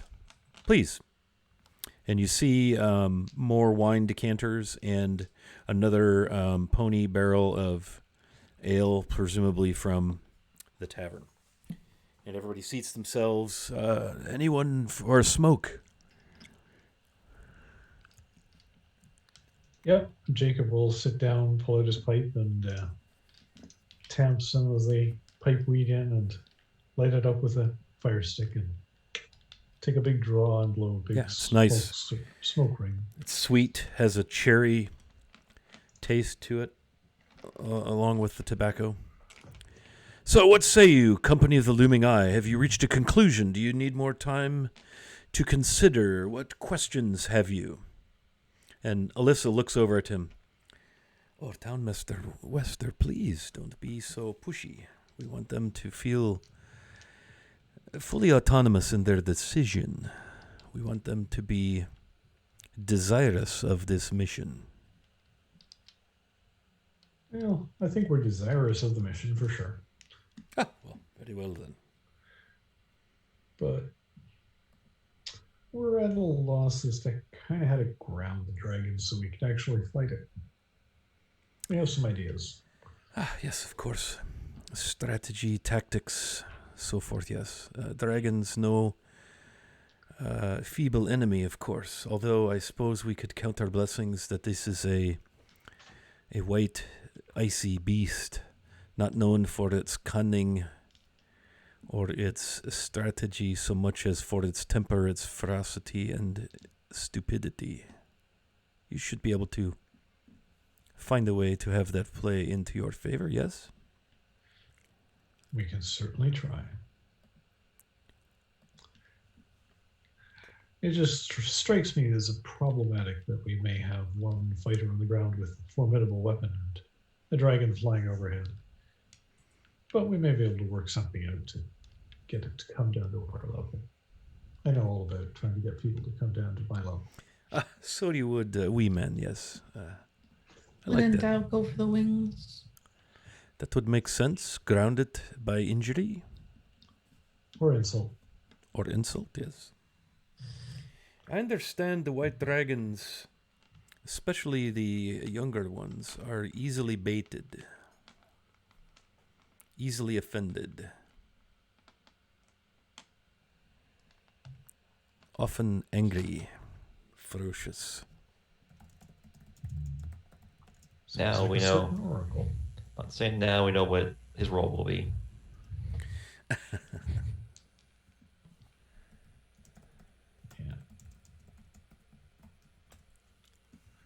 Do they take to poison?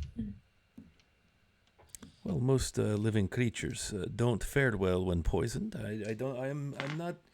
I'm a diplomat. I'm a people person. I'm a person who makes things happen. Not a warrior versed in the combat tactics of fighting creatures, particularly dragons. But I think everyone knows the whites are the weakest of the evil dragons. Yes. Well, we'll figure something out. Improvise. In the meantime, Axholm. Yes, of course. What questions do you have? She kind of cocks her head. Are there any known maps of the keep? Wester looks over at Halia Thornton. Well, the keep has been sealed for so long. It's a dwarven fortress. They don't typically release plans of their castles and strongholds. So I'm unaware of any. I could... And she kind of looks up, sits back. She has a kind of a short clay pipe. It's black. She takes a couple puffs. Doesn't bother with smoke rings. I could talk to my network and see what I can scare up. But I am not confident. Well, if it's like any other dwarven stronghold, it's probably rife with traps and well made, which means it's probably in damn good shape. Good news for the townspeople. Well, one hopes, but an empty fortress is still just an empty fortress. And there are supply lines that can be arranged from other towns, or is Fandolin the closest town? Wester kind of pipes up. Oh, yes, we could definitely arrange. We will have foodstuffs, if that's what you mean. Foodstuffs and bedroll, things of that nature, additional clothing, tools and the like for an extended stay. That we can have sent down from Neverwinter while you are off securing the fortress. And he kind of looks at Alyssa. Yes, of course. The Lord Protector authorized me to help with such things, yes.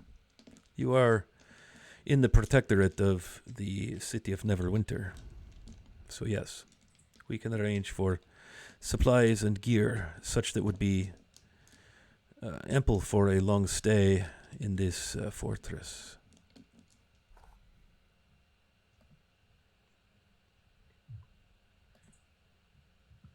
So what say you, my companions?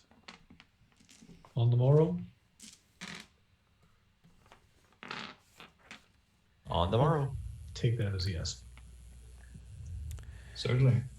Well, the Lord Protector will be so pleased to have you under his employ and would look forward to conferring upon each of you the title of Noble of Neverwinter and your land and your coin. Once the Dragon's Day. And his never-ending gratitude for your service, assuming, of course, you are successful, which, by all accounts, everything I hear of you, and knowing that you have with you the Oracle of Savras, I am confident that you will be successful. Townmaster Harbin Wester here, he will draw a contract for you, specifying the 250 gold for each of you for clearing Axholm.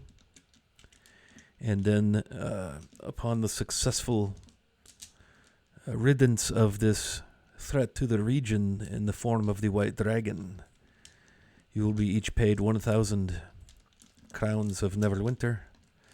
You shall have the title of Noble conferred upon you as citizens of the city of Neverwinter and 2 acres land of your choice within the city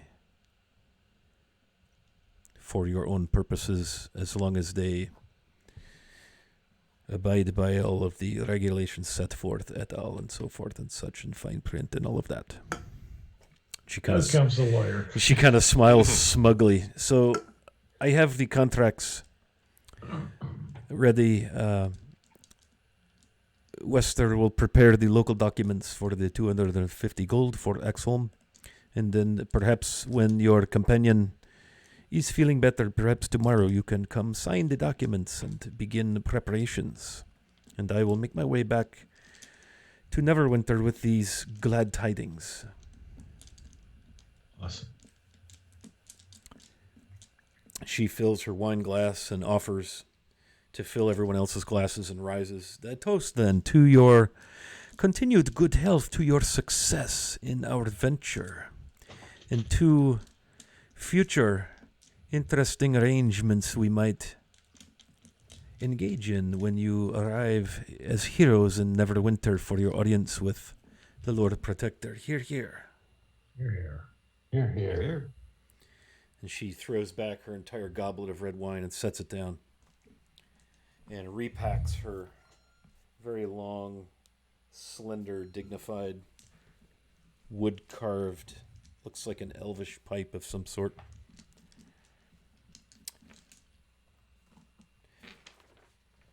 I thank you on behalf of the local miners, Halia Thornton says. This has been quite a strain on business, and my partners and I are grateful for your service. She kind of raises her glass.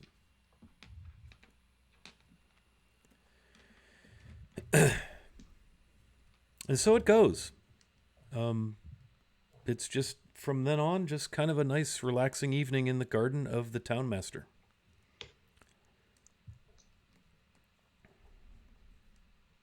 Awesome.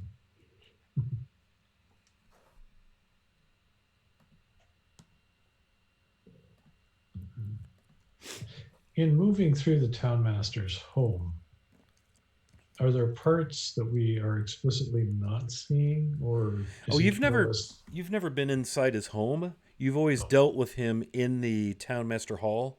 Okay. The ground floor being kind of the large open waiting area with chairs, the counter, and there's some offices behind that. Presumably one of them is his. You've always met with him there when you collect payment, discuss jobs, and so forth. I think maybe you did your contract with him in the inn itself, but you've never been in his cottage. Okay. No, I was just curious. Yeah. So single story, thatched, stacked stone, mortared, nice little cottage. But not likely where he keeps the gold. No, you would suspect that is probably under lock and key and goodness knows what else, probably beneath the townmaster hall. Right. Wouldn't surprise you if there was a significant under area, basement or such. Does the townmaster hall have a bell tower? I do not believe it does, no. Just checking. Nice place to keep your gold. Yeah. You go to ring it and it goes clunk. Gold is not known for its resonance. No.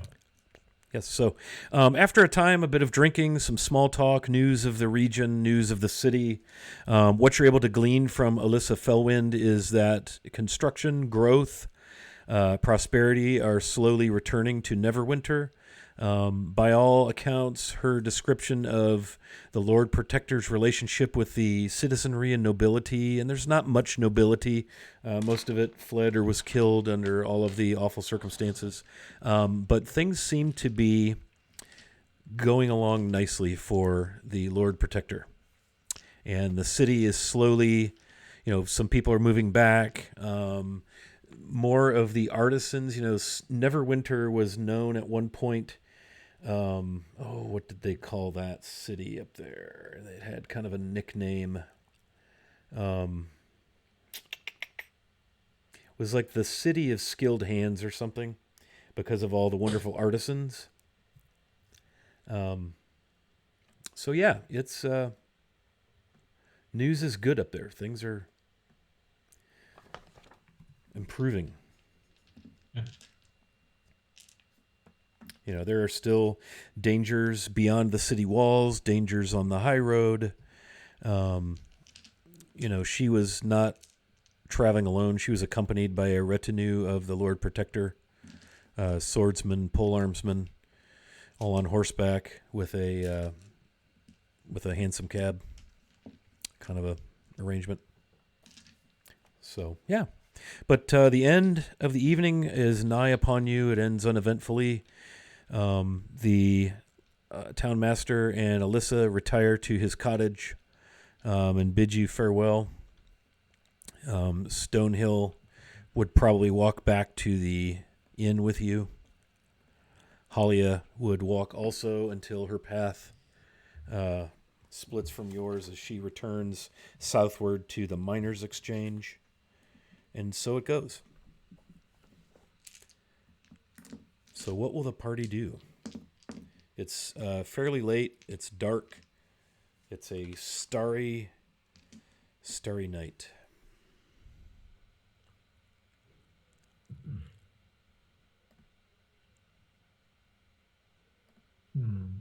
Sounds like we got a journey ahead of us the next day. Probably should call tonight. Yep, time to get another long rest. Yes. And honestly, you guys are probably pretty wiped out. You know, just this morning you were battling some awful fell creature in the bowels of the Dragon Barrow. And you've not long rested from that yet. So you're probably pretty wiped out. Yeah. All right. Well, that seems as good a place as any to put a wrap on our session this evening. So the dinner and council went well. The party finds themselves with a new kind of a dual contract. How exciting. Should Now all you we have to do is pick up survive? 3 levels in between. Yes, very well. Okay, well, let's go around the horn and tell our fine viewers what you're all about, where we can find you, what we need to know about you. We'll start with Ms. Misery, ladies first. I'm Miss Misery. You can find me in Miley's Discord. I'm not really active anywhere else. I do have a Twitter, which is Ms_Misery_. I'm over there sometimes, but I play here. I don't play any other streamed games. There you have it. Good. Well, it's good to see you again, Kayla. Glad you were able to join us tonight. Let's go with Jacob. Hey, I'm Dave. Hey Wilson on most of the social medias. I also play here on Monday nights where we play Mysteries of the Dalelands, where we're not actually in the Dalelands or room right now, but we may be returning soon. And I play a character as a Warforged Fighter Gears. Here I play a Halfling Cleric of Brandabaris, Jacob. And other than that, I play a couple of games in these COVID times over Teams, Zoom, what have you. And that's really about it. All right, very good. Okay, Tanner. Hi, I'm Carl. I'm Carnage on Discord. You can find me here on Wednesday nights. You will find me nowhere else other nights. Nowhere else other nights. He just sits in a dark room until Wednesdays at 7. Just wait till Wednesday. Then comes alive for gaming. That's right. All right, cool. Ethan, the birthday boy, Chris. Hey, everybody. I'm Chris, WikiVA on Discord and Twitch. My Twitter handle is below. I play here on Wednesday nights and no other place. This is the only place I play. I play Ethan, the Oracle of Sabras, who's now appropriately dressed. Appropriately festooned and costumed. Yes. Very good. Last but not least, the archer himself, Von Felt. Hello, I'm Matt. Dungeon Glitch across the internet. I play on Wednesdays. I run my own game on Tuesdays and Sundays. I'm most active on Twitter. But yeah, my accounts are all over the place. So. Awesome. All right, and then last, I'm just making notes here. So, and please bear with us. We're going to raid Lord Gazumba. He's a Greyhawk streamer. They're doing their Legends and Lore. I just kind of put a little info there in the chat. So we're going to go raid that here momentarily. My name is Scott, known across the internets, Twitch and Twitter as Wily Hobbit. Certainly grateful for the new followers with A Lot Hero and let's see. I think we picked up 3 followers tonight. Yeah, we did. So very grateful for that and a couple of subs. So thank you all very much for the support. We do play D&D here Monday, Wednesday evenings, and then Sunday afternoons at 1 we have a Greyhawk game. So please come around and see us again. And let's go ahead and raid Jay over at Lord Gazumba and just go yell something friendly when we get there. And we will see you for this game next Wednesday at 7 as the party goes to Axholm.